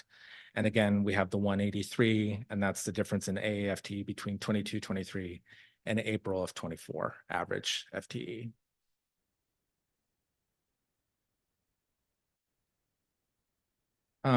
So part of our enrollment projections, the district identified 5 kind of major enrollment trends that are really driving where our enrollment is going. First rate birth rates in kindergarten classes. Then we have the elementary to middle school transition, middle school to high school. Then we see 10th to 11th grade with running start entering as a factor. And then finally, graduating classes larger than incoming classes. So we're going to start off with birth rates in kindergarten. So here we have a graph, both showing birth rates just for the Wenatchee School District and Chelan County as a whole. As you can see, district birth rates peaked in 2014, while the county was in 15. And then you kind of see that correlation with district enrollment peaking in 15-16. And then you kind of see it more over than not that they're following the same trend. The district is kind of following the county. You know, the only separation there is the difference in 2014 and 2015. But then again, when we're looking at projecting our kindergarten classes, we look at the birth year, and usually it's birth year plus 5 that we want to use for the school year for projecting our kindergarten classes. So we're using 2019 as our birth years to help project incoming kindergarten classes for 24-25. So you can see both on the district and the county, we're seeing an increase in the birth rates. So that would suggest that we might see an increase in our kindergarten classes compared to this year. I'm stopping at 2022 because the Department of Health has not provided anything for 2023 at this time. Again, just following the correlation between, so now we have district birth rates and our actual kindergarten classes. Again, none of this is budgeted data. This is actual enrollment, actual birth dates. So what we're seeing here, again, general correlation between birth rates in our kindergarten classes. The sole exception we see is in 21-22, where we had declining birth rates, but we had an increase in our kindergarten classes. And that suggests the return to in-person learning after the COVID pandemic. We did see an overall spike. But overall, they're following and mirroring those trends. And so as we can see, increase in birth rates generally corresponds to an increase in kindergarten classes and vice versa. Any questions on that before I move on? I was just trying to do a quick arithmetic.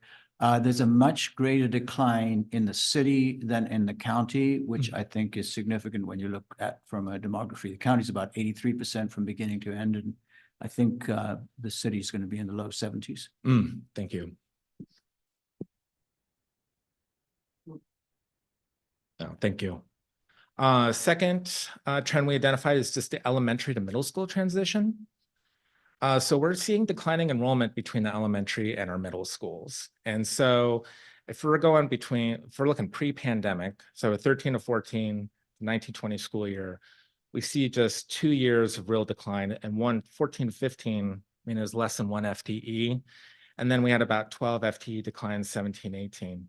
And then again, we see the rebound, and then we can look at 20 and 21. Let me get the pointer as I'm jumping through the years and the data. We're seeing this decline in cohort. And to follow me along, we're kind of analyzing this. We're not going straight across. We're moving like a knight across the chessboard, just diagonally. So we're following the grade level. So 5th to 6th graders. So a 5th grader in 13, 14 is going to be a 6th grader in 14, 15. So again, very little change, slight increase. Again, nothing before the pandemic that's really suggesting large changes. And then we get to 1920 and 2021, and it's like, okay, we can say decline due to COVID pandemic, people searching for other alternatives. And then we have the return to in-person learning in 21, 22, and it's still kind of declining. And now that declining has increased kind of consistently. And we're still kind of projecting that. And that kind of corresponds with the opening of a charter school at the same time. So we're really seeing the effect of that when we're transitioning from the elementary to the middle school levels, that there is a demand for alternative education choices between transitioning from elementary to middle. And we are projecting that that would stay the course for 24, 25. Any questions on that? All right. Middle school to high school. So here things are a lot more stable. So we're either seeing stable or increasing enrollment from the transition to our middle to our high schools. And this is contrasting with the double-digit declines we're seeing between elementary and middle. And again, following just kind of diagonally, an 8th grader and 13, 14 following that cohort, 14 and 15, they're going to be a 9th grader. So again, not much, very little decline, even some increases, not even a huge decline, even in the high school area during the COVID pandemic. Here, so we're just showing, is it going to be an exact one-to-one? No. But it does suggest that we're not going to see much change between 8th and the 9th grade. So again, it's like there is appeal to the services that our high schools are offering, whether it's course offerings or athletics, that's suggesting the stability or the return of students who may not be finding that elsewhere in the community.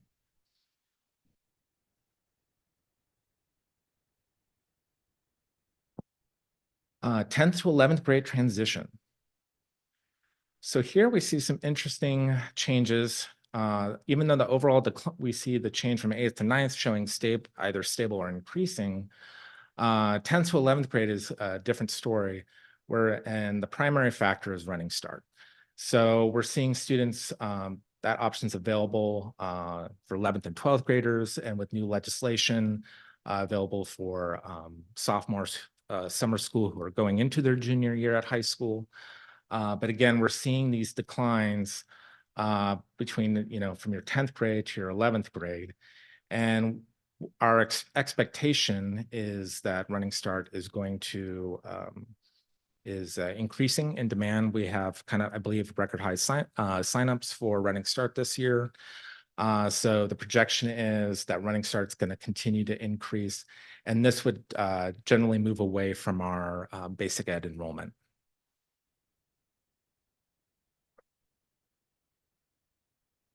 Last enrollment trend, graduating classes are larger than our incoming classes.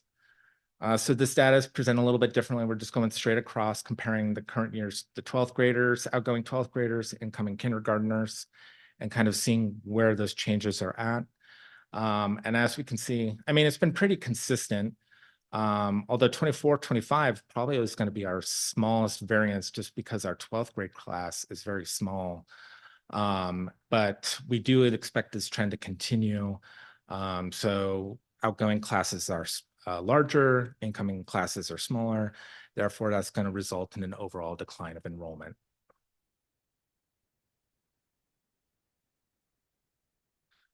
So here's a comparison with our current year data and then projected for 24, 25. So starting with transition to kindergarten, our expectation is that our TK enrollment will increase due to increasing classes from 3 to 4. Our expectation based on trending data and the birth rates is we're going to see a slight increase in our kindergarten rates for next year. And then continuing, we're going to see that decrease between elementary and middle school, so 5th to 6th grade, due to the charter school and other alternative education choices. Again, still trending data stable between middle school and high school. But we're also seeing that increase in demand in Running Start. So our expectation is that from 10th to 11th grade, the enrollment, our basic ed enrollment will drop, but our Running Start enrollment will increase. So that's down here. And then again, continuing exiting graduating classes larger than our incoming classes. And then as you can see, just if we're looking at, if we're kind of following the cohort data, you can just see the number of students, classes above 500 and how that kind of dissipates. We have one bubble in the 2nd grade that's going to move to the 3rd grade, but we're definitely seeing a trend of smaller overall grade class sizes. Here is an updated graph with that, with the 24-25 projection. And so this is what our current working data suggests. So to be clear, these preliminary enrollment projections are based on what we have enrolled and the birth rate data we have for incoming kinders. Correct. This does not project any students that we may lose to other private schools. Correct. Thank you. And that's a great segue to the next slide. So factors between now and budget adoption. So again, district-wide, although we're seeing certain areas of increases, no data to support overall enrollment stabilization or growth. On the elementary level, again, increase in birth rates likely leading to larger kindergarten classes than the current year. Again, we're still looking at the impact of the charter school at the middle school level and the impact of Running Start at the high school level. On the other hand, we're also seeing an increased demand on our alternative learning, and our special education enrollment continues to grow. Between now and budget adoption, we're going to be looking at the private schools and evaluating the impact on what they're going to have on overall enrollment. And again, we're preliminary, but this data becomes more updated as we get more data available. And then we start reconciling our projections to actual signups over the next few months, so we can actually start comparing to actuals and getting a more accurate number before we finalize the budget.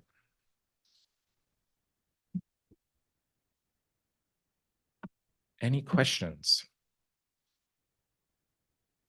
So the 185 we've been working with is now 217? Right now, yes. Okay. Yeah.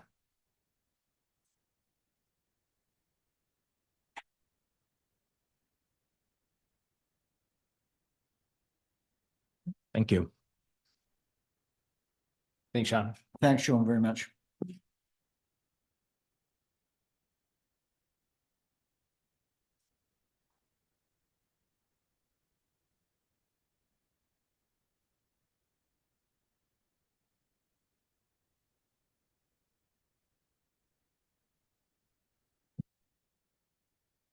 All right, again, Sean, thank you so much for your time and effort putting into the enrollment projections.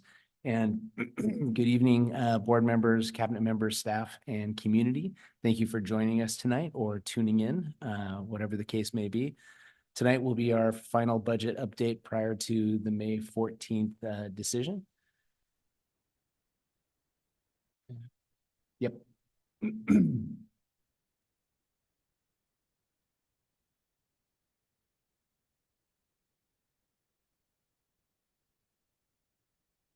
Excellent. Thanks, Ron.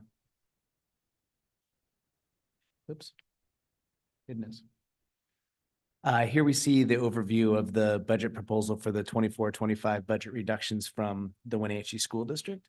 Across the top, we have our grade level impacts as well as our additional staffing impacts and our MSOC impact to equal the 8.9 million in reductions. Excuse me.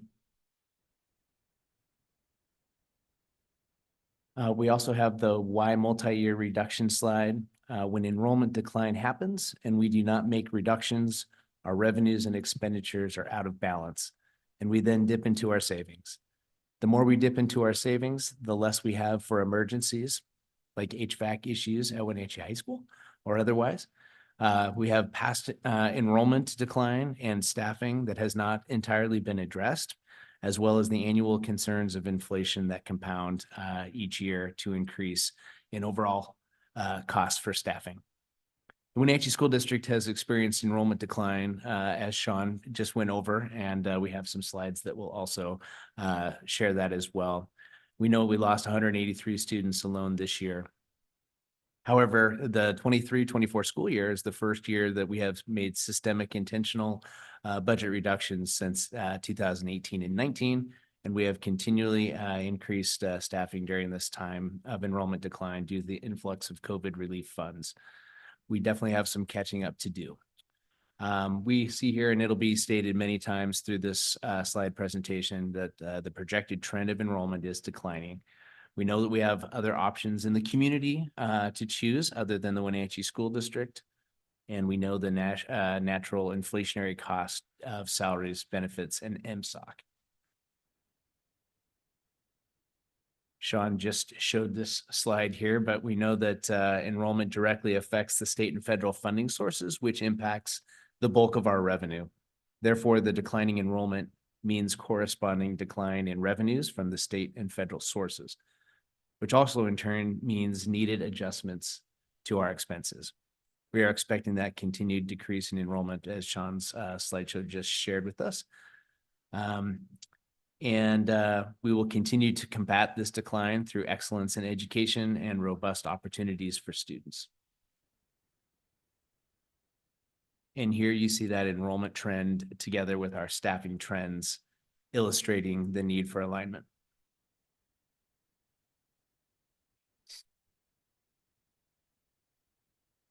Our budget reduction factors include declining enrollment, both actual and projected, our declining state local effort assistance funding, our declining state regionalizational funding, the rising inflational costs annually, and exhausting our federal emergency COVID funding.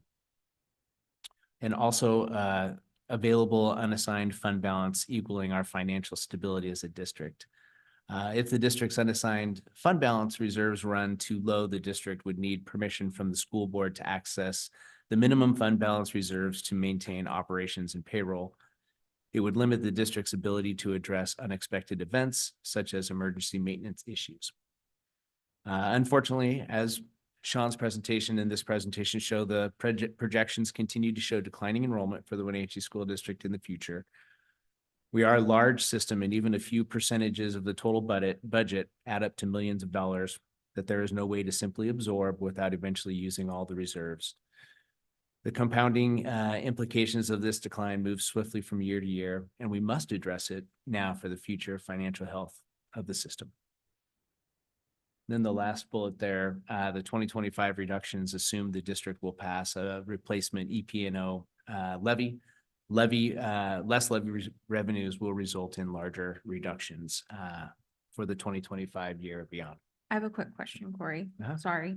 So when Fine. will we see when will we see a deficit when OSBI were to come in if Columbia were not to be closed and we remain the status quo with everything? For OSPI to pop in? I know, because we've talked about it before. Yeah. And it's been seen in other districts like up north, up in Lake Chelan School District, in the school on the west side, where they are seeing where OSBI is intervening in financial budgeting. Right, yeah, and then that, the term that Sean shared with us multiple times is the binding conditions, process. So if Columbia did not close, when we would reach that, is that what you're saying? That would most likely be the 25-26 school year. We'd be below the minimum 5%, and then OSPI could pop in during the 26-27 school year. Yeah, I believe that was shown on option 2, right? And we will get That that, yep. would, yeah. Yep, good question, thank you. And that's contingent on the board voting to go below the fund balance. We would The have to do minimum that first, yeah, policy board required. yep. Thank you. Long-term impacts, enrollment and inflationary factors are annual issues that that the district must contend with beyond the current school year. Delaying reductions only increases our gap between enrollment decline and inflationary costs. Larger reductions in the current year will lessen reductions in the future, and reductions will be needed until enrollment stabilizes. Okay, and then addressing some concerns here. Are there any other questions perhaps at this point? Okay. Addressing some concerns, I want to highlight some information that has already been shared for the most part in response to some concerns that have been brought up. And so the building capacity, as we know, enrollment projections, again, as I've stated, have been and are declining. All of our elementary schools were intentionally built and designed for 600 students or more. Washington and Lincoln have the capacity to welcome Columbia's students into their buildings in the 24-25 school year. These buildings are new or newly remodeled. There is space for interventions. There will be room for occupational therapy, physical therapy, and speech language support. There will be room for special education classrooms. Both Washington and Lincoln have had 600 students in the past and have provided for them academically and emotionally. These buildings have wide halls, tall ceilings, space created specifically for a large number of students. At Lincoln, we will be utilizing all the classrooms available. However, as I mentioned, there will still be pod space for interventions and pull-out programming, as well as individual spaces for students with disabilities and special needs. In addition, we have the data projections from Davis Demographics, as well as our enrollment slope that you've seen now twice tonight. In the coming years, we will see a decrease in student enrollments in Washington and Lincoln that we can count on. Until enrollment decline stabilizes, we will continue with these conversations. Also from Davis Demographics, they have their elementary capacity and utilization chart that Marcy Horner shared with the board on April 9th. We are not fully utilizing our elementary schools for core instruction. Going back a couple slides, you mentioned pod space. I'm familiar with pod space in Washington, which I'm assuming it's similar to Lincoln. And just to be clear, that is not a chair outside of a classroom door. Right. They're by grade levels. So I'm familiar with the 5th grade level pod at Washington. So you have the 5th grade classroom teachers, classrooms, and then in the center of the classrooms, there are pods. And it's not a covered little pod like I think of the bubble at Newberry. It's There's a hall. your microphone. I need to so yeah, your hallway. You need a microphone. Okay. Oh, Jesus. Sorry. Better. All right. Hallway. And then you have like a breakout pod space. This is probably not helping. bathrooms, and then classrooms off of that pod. So the hallway is not included in that pod space. There's multiple spaces within that. And having read with my kids in that space, like it's a pretty reasonable space to do it. What's that? So, sorry, so the classrooms have their doors to section them off from the pod space. And then we're working at the end of a hallway, so you're having not people walking by. You know what you mean? So like, there's an open space, but within that working space, no, it's off of the hallway, so it's not in the hallway. Yeah. I mean, like, the end of the hallway ends in doors or a wall, and then it's a space broken off of that, which then you have access to the classrooms. Can I ask that we get back on track? Thank you. Sorry. Come visit. Thank you. Thank you, Tucker. And thank you, Maria, for the clarification.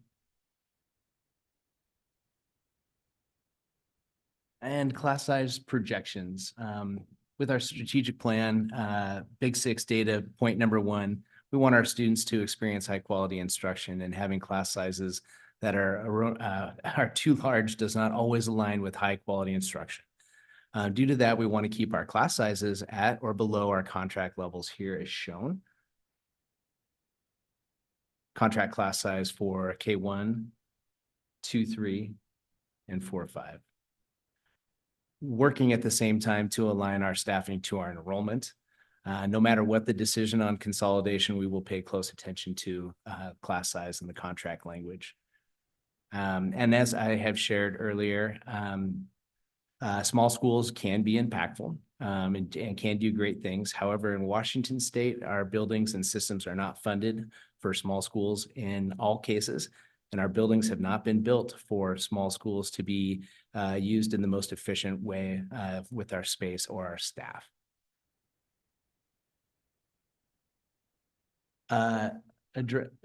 Addressing.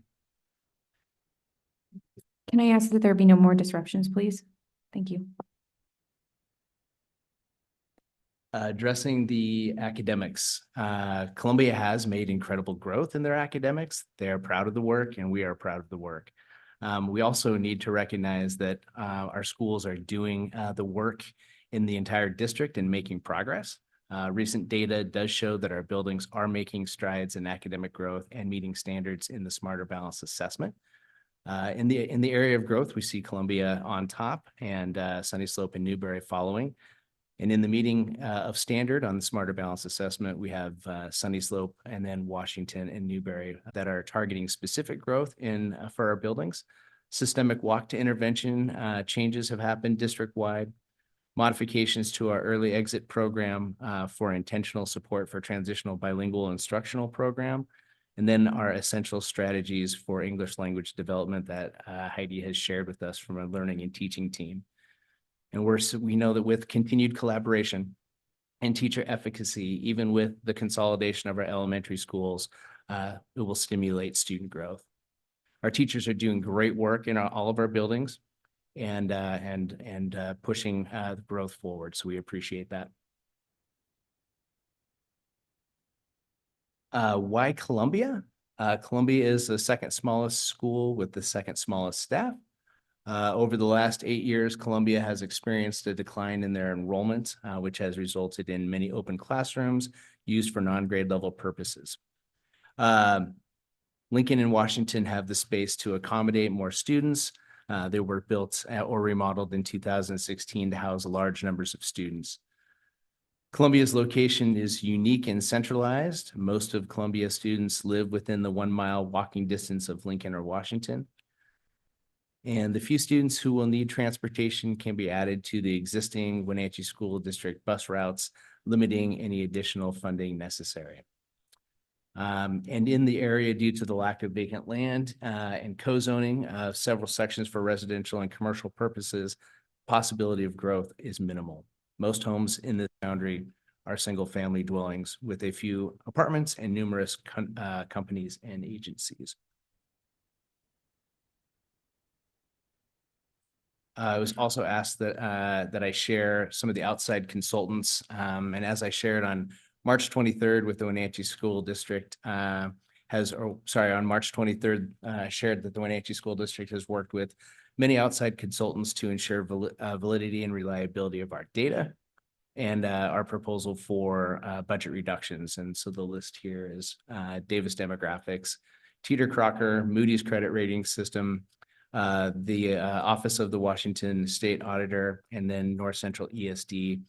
We met with them, Sean and I met with them again last week with a follow-up meeting for a budget deep dive, where enrollment decline projections were shared that they are on track. Projections reductions from the ESD to the Wenatchee School District are reasonable, sensible, financially prudent, and the budget presentations have been educational and valuable to school staff and the community. And we appreciated the collaboration with the North Central ESD on that work. Some of the outside experts. Here's a list of some of the incredible people who have lent support and wisdom as we have gone through the process of sharing the district's budget reduction proposal and the 90-day journey.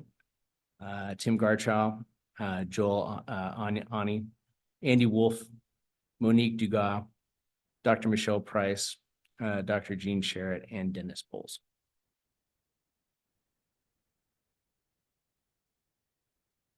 Okay. And then I'm going to do a recap of the scenarios, but I wanted to see if there's any questions before I moved on to a recap of those scenarios. I guess I just have a question.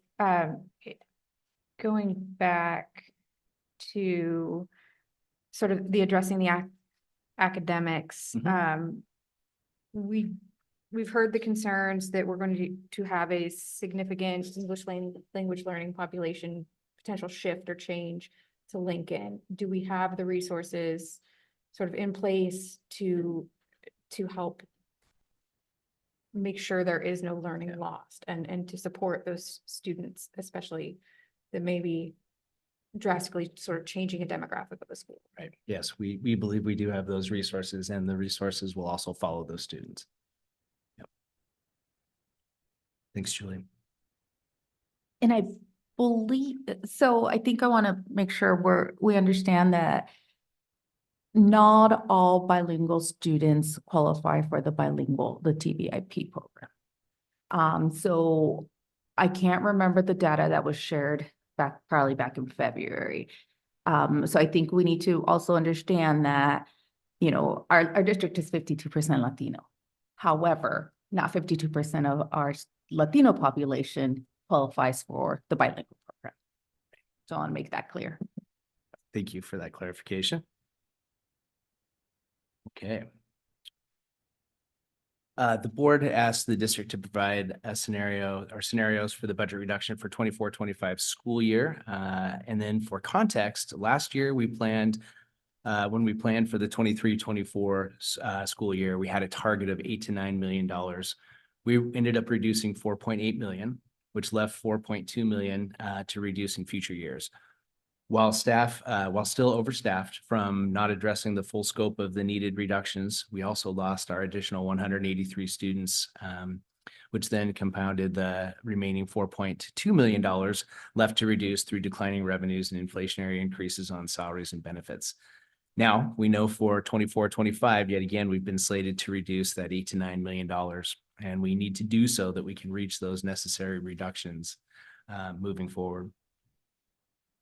So again, scenario one is the budget reduction plan that has been proposed by the Wenatchee School District.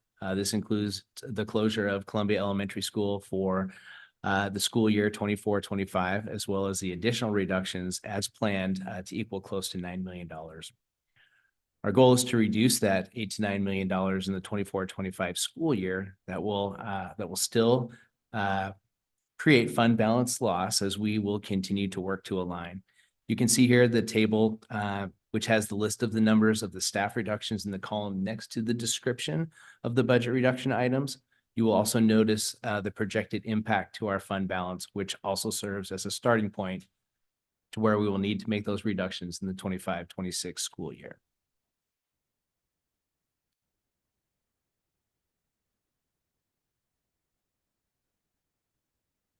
We will utilize the 2.9 million that the board has allocated for budget reduction support to offset that loss.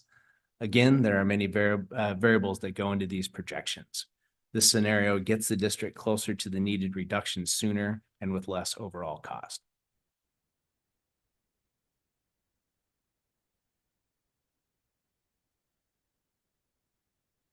Okay.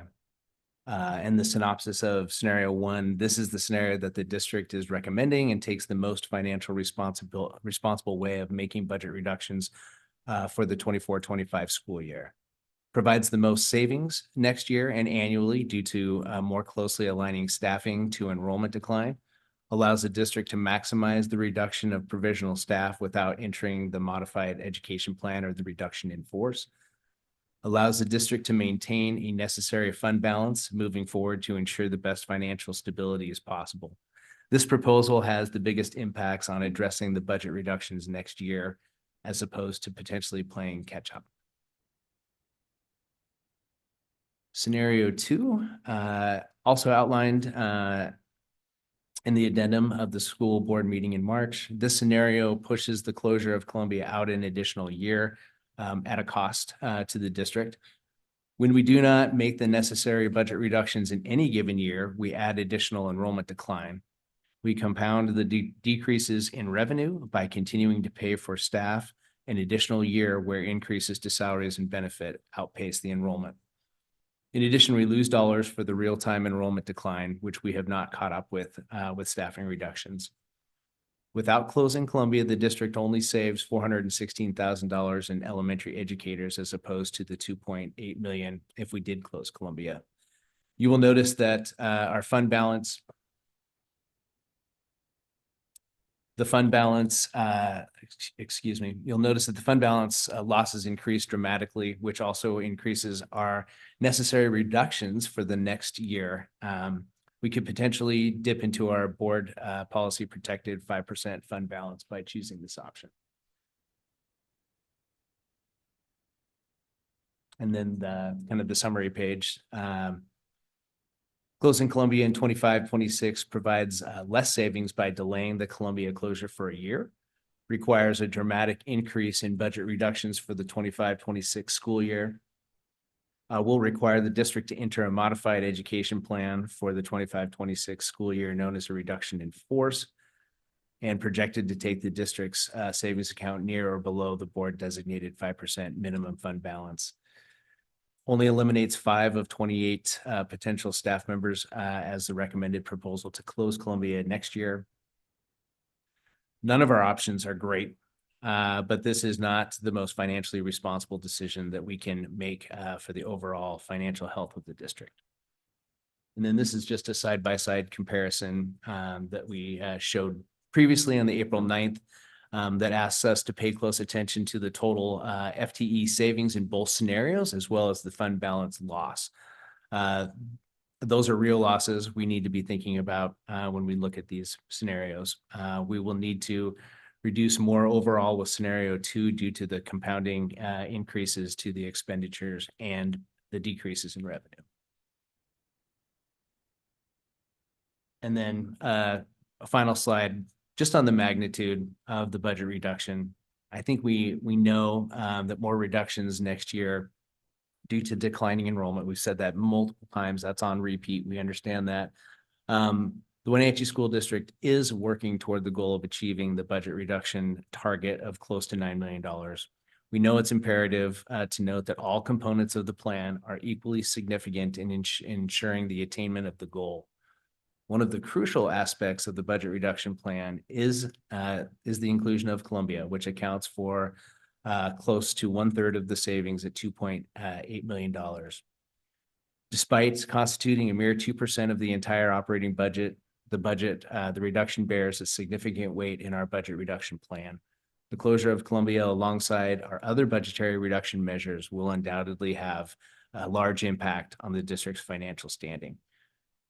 And then you can see here our recommendation of the $9 million budget reduction target addresses the needed budget reductions without delay.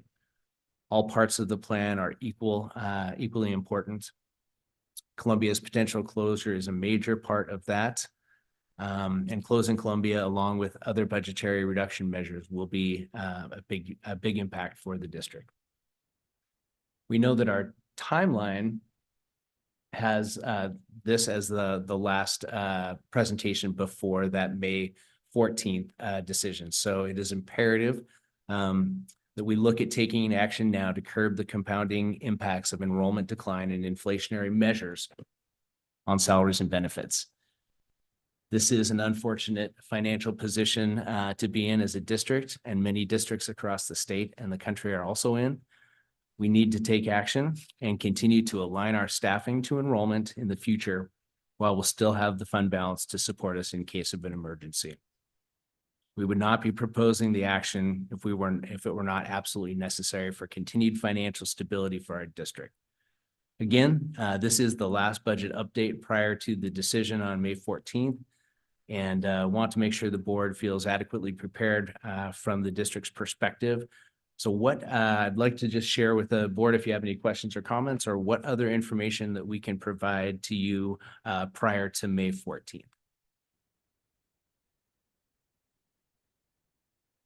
So I kind of compiled a list of things that are running around with that.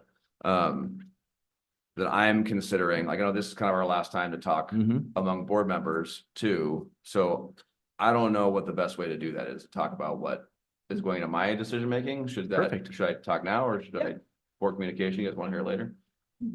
I think this is an appropriate time for you to share those thoughts, Tucker. You guys got a minute? All right. All right. So we've been asked to make this pretty big decision, and has a lot of different things that are going into it. And so I kind of tried to break it down into different areas that were impacting students. So obviously, everything we're doing in this district is supporting the 7,000 plus students that we have here and the staff that are supporting them. So I want to look at the emotional impacts that we're looking at for students. So overcrowding, or putting too many students into classrooms or into schools. We're going to have an impact from changing schools. What are the impacts to having kids move from one school to another? And so these are all questions I'm asking myself as I'm weighing option one, option two. And then transportation. We're moving to taking buses, walking further, or needing some other form of transportation. What are the impacts there? Which students are moving? Columbia has a large number of students who are English language learners, low income, migrant, or differently abled. Would these students still have their needs met in a different school? Then extracurricular cuts. So as we talk about not just closing Columbia, but what other cuts we need to make across the district, what other things are we going to be cutting? So sports or arts, other things that we will have to change for the people in the community to have access to those things. Staff supports. So we talked about assistant principals or BCBAs. What other staff supports would we cut if we aren't making the decision to close Columbia next year? So then that's emotional impacts. Then academic impacts. Studies that show moving kids to a lower growth school have a negative impact on their scores.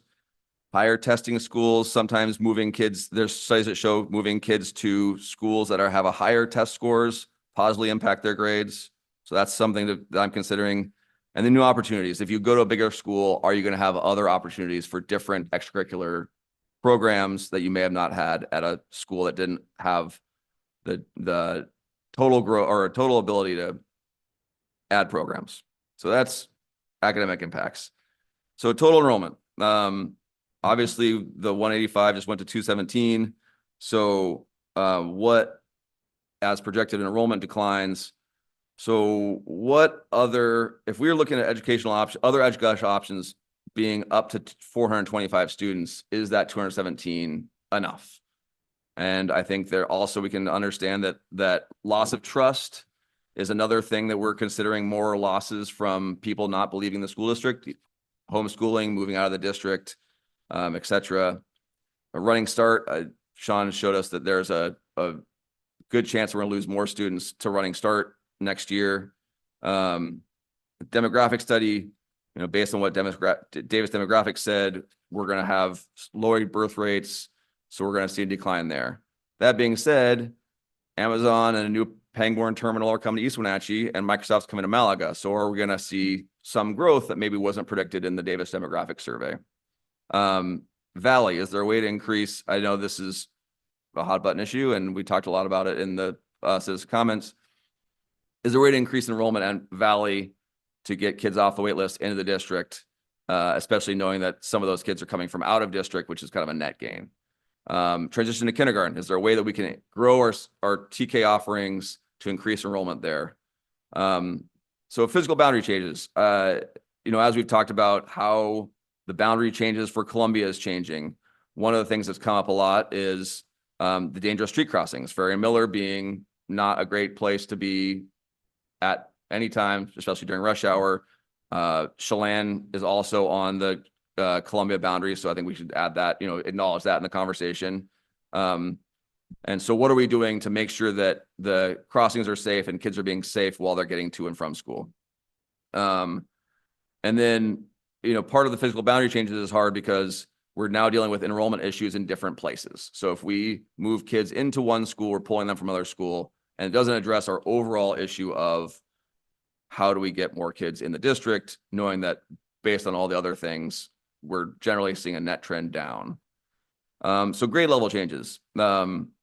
Again, if we talk about, say, combining grades or bringing sixth grade into elementary or making a K-8 school, all things have kind of been kicked around. We're pulling kids from one school to another school. So you're looking at potentially, again, not changing the enrollment issue, but just moving it from one school to another.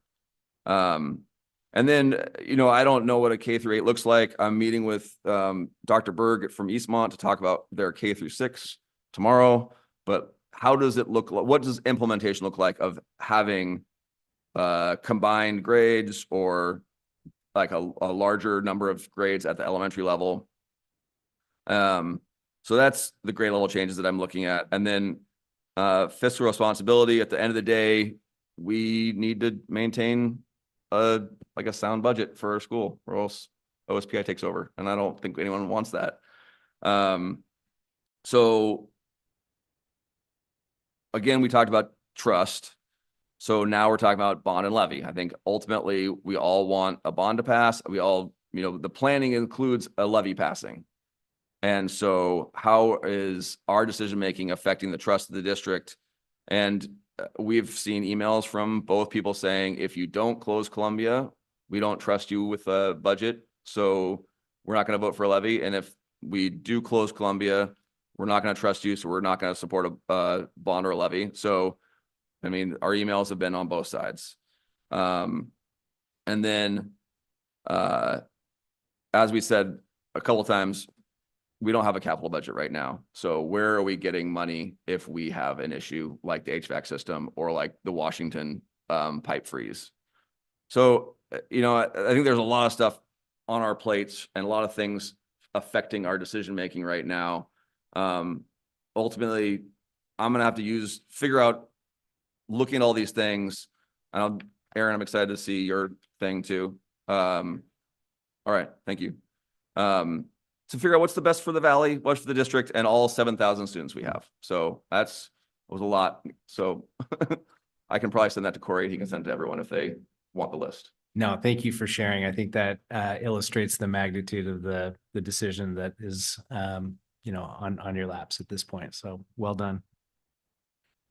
And I think that's consistent with the comments that we have received and the information we have been going through. And I hope that the community understands that these continued budget updates, while a lot of it is generic and reminder and whatnot, some of it is very expressly directed to specific questions that have come in and specific emails that we have received. And the information is being vetted and addressed, or at least that's been our direction to the district staff is, hey, this sounds like a great suggestion or an option. Was this looked into? Has this been looked into? What are we doing to address this? So I know probably Martin and I have a little bit more information just because of sitting on the budget committee, as some of it's addressed or discussed in more real time.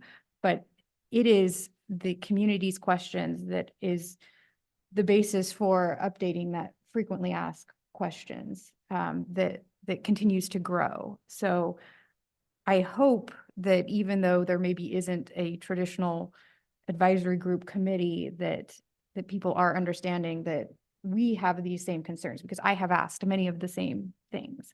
And so that is where some of this update is coming from, because those are, I mean, you hit it on the head. Those are a lot of the very big, yes, there's the financial component, but there is the human impact, the student learning, the what does this do to the system as a whole, one way or the other. So Exactly what, I'm not gonna repeat everything that Julie and Tucker have said. No, I'm okay, thank you.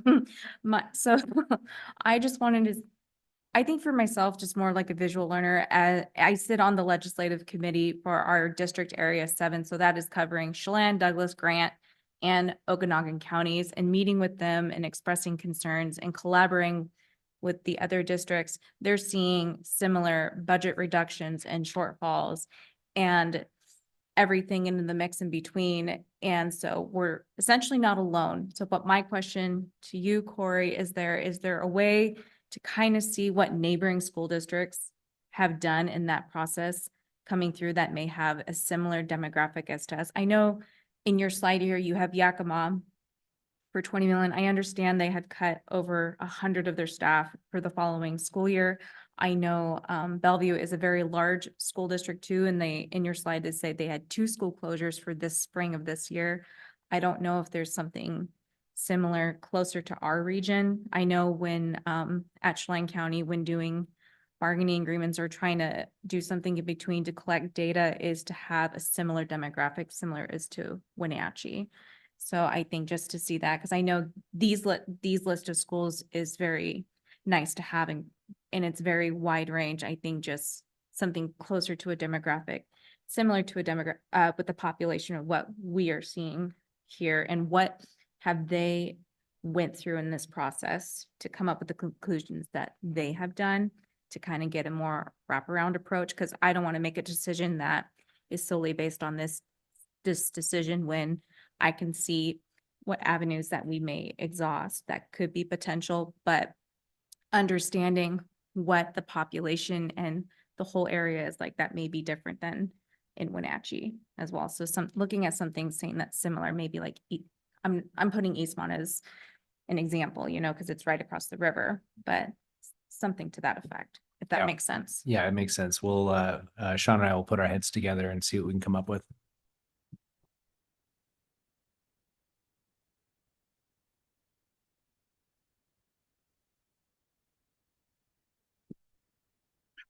Other thoughts or other things to share? I mean, Tucker said it all. I think, thank you for going first. And, listening to all your questions and thoughts, I think the district has done a good job at presenting the different scenarios, possibilities, transportation, safety, talks with the city. So hearing you say you have all these questions also makes me think, well, we kind of already heard about that. Now we just need to, if a decision is made to close Columbia, then what is the plan? We need to strategize, right? And so I just, I'm also hearing a lot of things that are conflicting to me. I guess I'm going to ask you, has a decision been made to move Valley Academy into Columbia if Columbia were to close? No, not at all. Okay, that's the impression I was under. Everything I read on media, that's the impression I got as well. That Columbia, not that Valley would be moved into Columbia. That's why I'm confirming what I understood. Thank you. And then, Julie and Martin have taken a lot of heat. We are a board of 5 members, and each one of us has a decision to make. They have volunteered their time to serve on the budget committee, which has been more hours than I have committed to the policy committee. We all have different roles. Again, they are two board members and they solely are not going to make the decision on May 14th. You know, I commend you guys for being in this position and being very thoughtful with your just taking it. And also I want us to be very, very careful with our student population at Columbia. We do have a large Latino population at Columbia, but I don't want us to categorize our Latino students, our English language learners, our migrant population students, and make them somewhat of a victim. I think we need to look at the potential that our teachers, our students, our community has. We got through COVID, you know, yeah, it was a struggle and we're not quite there yet, but we made it through COVID. And so as a member of the Latino community, I want us to be careful to not victimize our students of color, our students of marginalized communities, to guilt people or to try to convince people to make a decision to vote either way. You know, because I know my student as a student of color, as a bilingual student, I know my student and I know his potential, and I'm not going to set the bar low for him. And I hope we don't do that as a district for our students as we think about this decision. Every student, we have to allow them to reach their full potential and not categorize them. That same thing goes for our low socioeconomic students. So I really, again, as a person of color sitting here and listening, I appreciate the intent to be an advocate, and I applaud you. We're all advocates. We're all here for the same reason. But it also saddens me that we are categorizing our marginalized populations. Thanks, Maria. Any other thoughts or comments? I just want to say thank you. I appreciate your support. At the risk of sounding defensive, I do just want to say that, you know, Martin and I are sitting with the cabinet to make sure your questions are answered. We did not come up with this proposal. January 18th was my very first budget meeting ever. Once this was, it was a bullet point on a screen, and then announcements came the following day. And so January 23rd was the first time this board even sat with this concept in front of it. From that day, we have asked for additional meetings with the budget committee, with the cabinet, so that we can vet the questions that are being answered. We're not making a decision one way or the other on them, but what is missing from a lot of these notes is, if this is happening, what have you thought through? Have you thought through this example? How does this look? Those are the kinds of questions that we are answering. It's not that we are proponents of anything in particular, but we have asked for extra meetings to make sure we are vetting all of the information that is coming in from the community, just to make sure that the board has in front of it what everyone needs. And I have sort of independently understood that each of you are going to Dr. Kalahar with questions that you may have if we all get emails coming in to receive. So I am hopeful that everyone is using their own avenues, because I have felt like, in part, to almost that there needed to be some neutrality between us in some ways, so that it truly was each and every one of us making what we felt is the best decision. So that's just my. Julie, can I let you provoke me into making a comment? Because I wasn't sure whether this would be helpful or not. We have heard from public comments and from the public meetings an awful lot of thoughtful, good ideas, some easier to accomplish than others. What I want to say is that's not the only place where those ideas come from. They come from the staff in the school district. They come in, as Julie is saying, in the questions that are asked we cannot have public meetings that aren't public, so we can't debate amongst ourselves except here.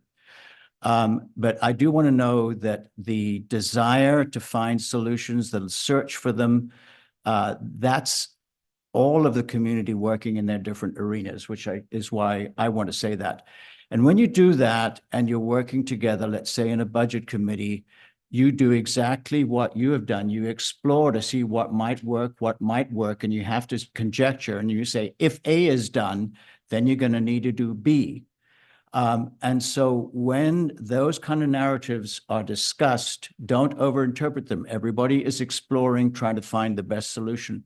And that's the comment that I think is central to us understanding things better. That you have to push, shove, explore, ask questions, and that's what this process is doing. Thanks, Martin. I appreciate that. I also want to remind everyone that we follow policy board governance, which doesn't allow for the back and forth with our constituents during a public meeting. We could do a board work session on the Carver model, but that would mean we would all be napping by the end of that. And so, we have committees. We hired a superintendent, and then the superintendent hires his team. We create policies to support the work that the superintendent needs to follow through. And so again, I commend Corey and his team and Martin and Julie for the work they've invested, the time they've invested, whether it's what we want to hear or not. Thank you for that investment. Thanks, Maria. Okay, with that, I think we'll move on to the superintendent's report. Okay, excellent. So since our last update, we've spent some time engaging with the voices of our stakeholders. We had Superintendent Advisory Council, which if you didn't know, it's an amazing collection of students in grades 9 through 12 from Westside High School and Wenatchee High School. We focus their time on board work, on policy work, and giving the students a chance to learn and share and leverage their voice. Most recently, they have been following the budget reduction process as well and given us their insight. We had Tucker made it, and Martin were there at the last meeting, so we appreciate that. We also had our second facilities committee meeting, which is a collection of business and community leaders along with parents, staff, and administration working collectively to plan out Wenatchee School District's long-range facility plans. We've been given a great deal of data so far, lots of data, and have been working on understanding the data, wrapping our heads around the magnitude and the complexity of facility work. Let's see, and some announcements we have our early learning childhood education options fair here at the district office a couple nights from now, Thursday at 5:30 to 7:30. This week is also after school professionals week. I think you saw that in the weekly update last week. And so after school professionals appreciation week is now to recognize, appreciate, advocate for those who work with young people during out of school hours. Specifically, Diana on Friday was recognizing some of the hardworking after school professionals who serve in the Wenatchee School District after school program. So that was fun and unique. You've probably noticed if you drove by Triangle Park, work on the softball complex began. So yesterday there was some fencing that went up, and then even more work today as they're outlining some of the progression and getting in a dirt skirt, that's a new term for me. So I'm learning some things. We will have our official groundbreaking ceremony on May 9th at 11 o'clock at Triangle Park. We'd love to invite our community to come at the historic groundbreaking of Wenatchee School District's new softball complex. And Maria, I think you'll be there, so we're excited about that.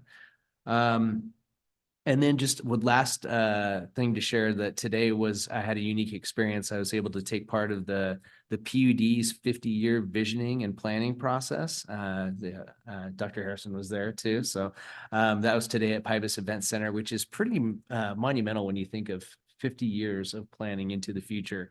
But they are preparing for the challenges of the next half century as they build their new strategic plan.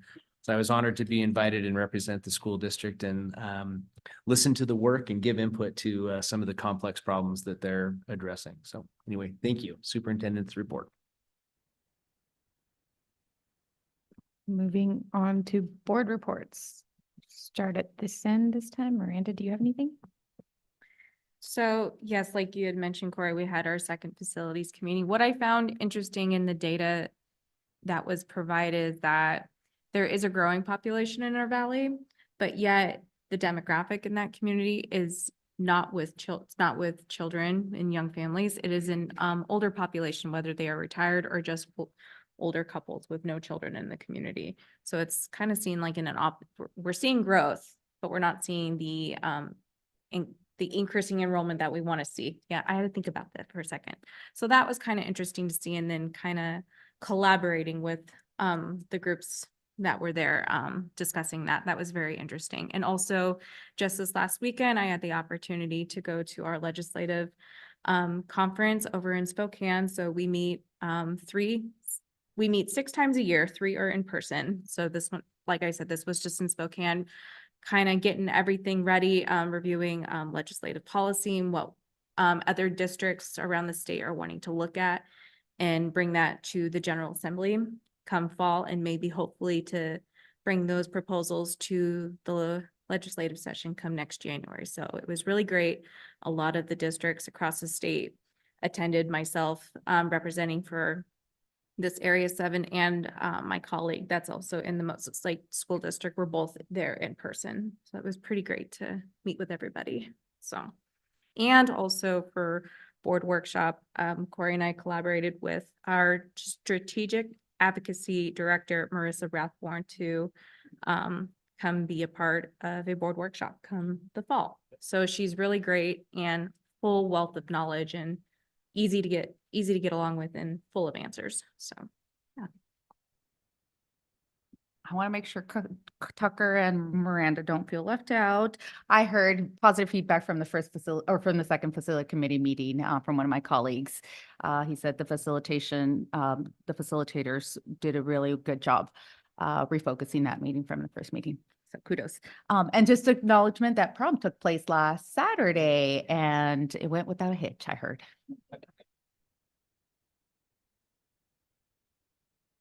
I have nothing today. I went to the High Cap Expo yesterday. And so 4th and 5th graders in the High Cap program all presented their trifold boards, and they had an elevator pitch, and they were all dressed to the nines. And it was there was a pack playing tag when they weren't presenting. But other than that, there was a lot of really good information presented by some really engaged kiddos. So that was a fun thing to do. I have nothing. Too many budget meetings.